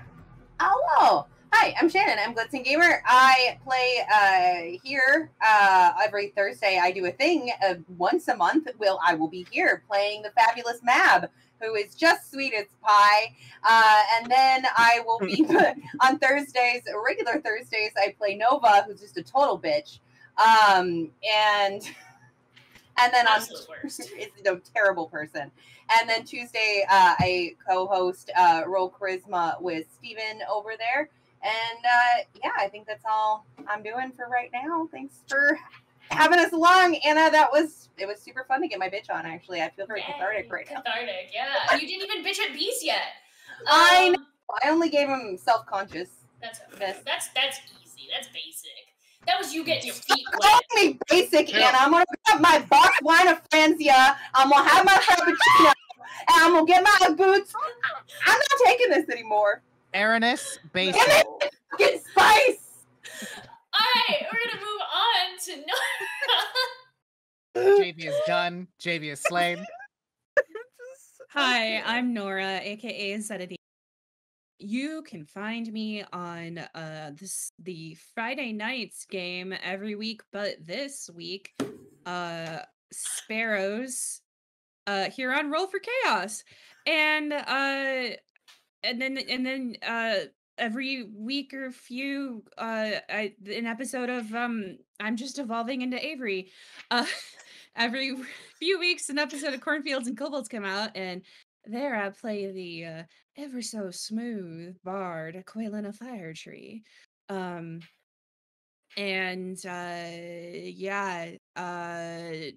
Get at me because I want to stream, but I never have the motivation. So if you want to see me stream, get at me. I just want to thank our lovely producer for somehow finding my heart with 1,000 channel points, because apparently I lost it. Thank you for finding my heart, Ty. Next up on the list, Party Time. Hi, everybody. Woo! Having a blast. I forgot how much I loved this. But yeah, you can call me Party Time. That's how I like to be referred to on the internet. That or Daddy. Daddy. But Steven's not allowed to say it. No, Steven Steven has to has to say say it. No, Steven, you have to say it. But please. Yeah, I think I'm gonna start streaming again because I forgot how much I love performing for all of you wonderful people out there. I hope you all got a good taste of one of my favorite TTRPGs to play in the universe. And I think that Anna did a spectacular job running it. So yeah, definitely give it up for her. And I'm loving all of your characters. I'm loving this one. I love Trouble so much. So come back and join us next month when we play again. I'm looking forward to it. Alrighty, up next is the biggest of bees, our resident, very tall, high metabolism lad. Smallest of wasps. Hi. Yeah. Hey everyone. Bees here. No, what's up? I'm Big Bees, variety streamer. You can catch me on my channel, Big_Bees. I'm a voice actor. I got some stuff coming out soon. Hopefully, we're just waiting on the editor and like stuff to come out. It's gonna be pretty awesome. Gonna make you cry. All sorts of sadness.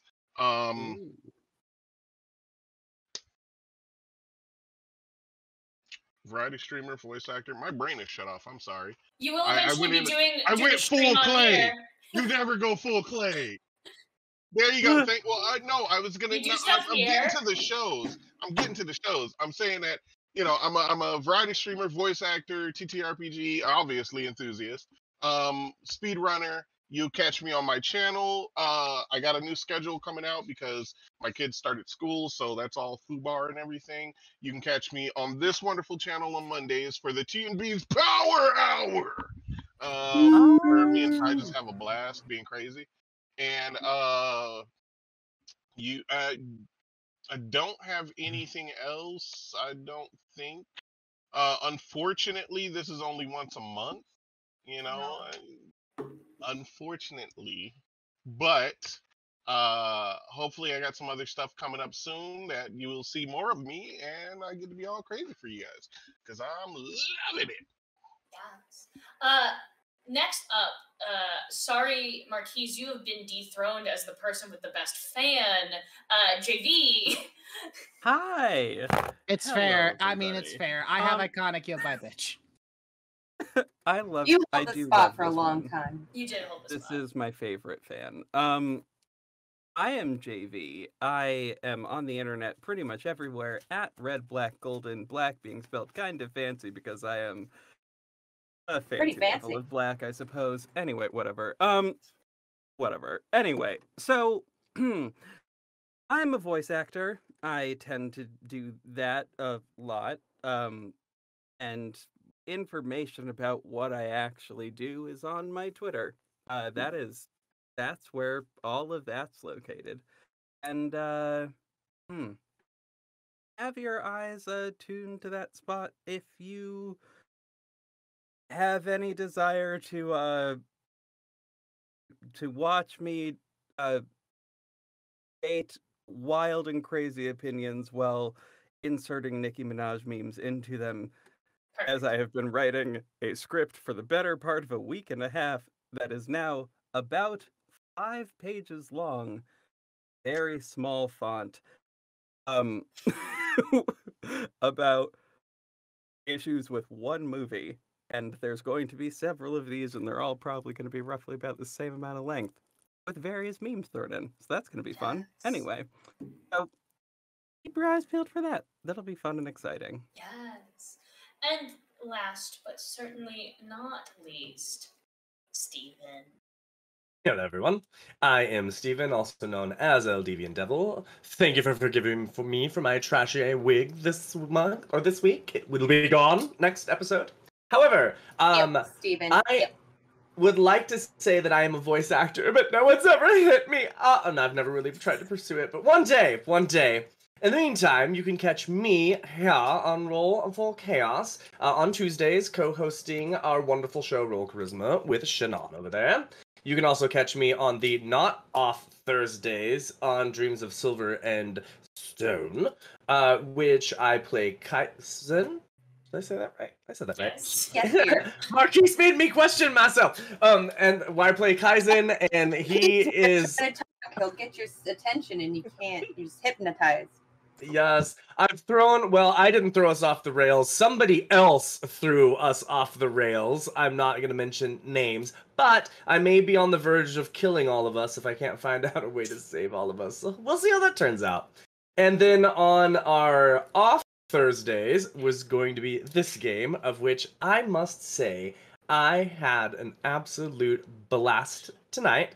I had no idea how I was going to feel about this game, and I watched some other campaigns of it online and stuff, and what a fucking... that's just been a blast, so I'm looking forward to the rest of this. Let's go. Anyway, that's me. Thanks.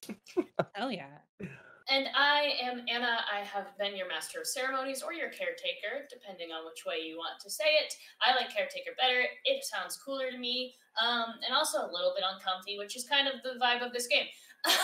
You can catch me every week on Thursdays here, whether it is Dreams of Silver and Stone, where I play our resident bitch in that game, except for her girlfriend. My character's girlfriend is actually the resident bitch of that game. Totally. But anyway, I digress. We'll deal with those issues later.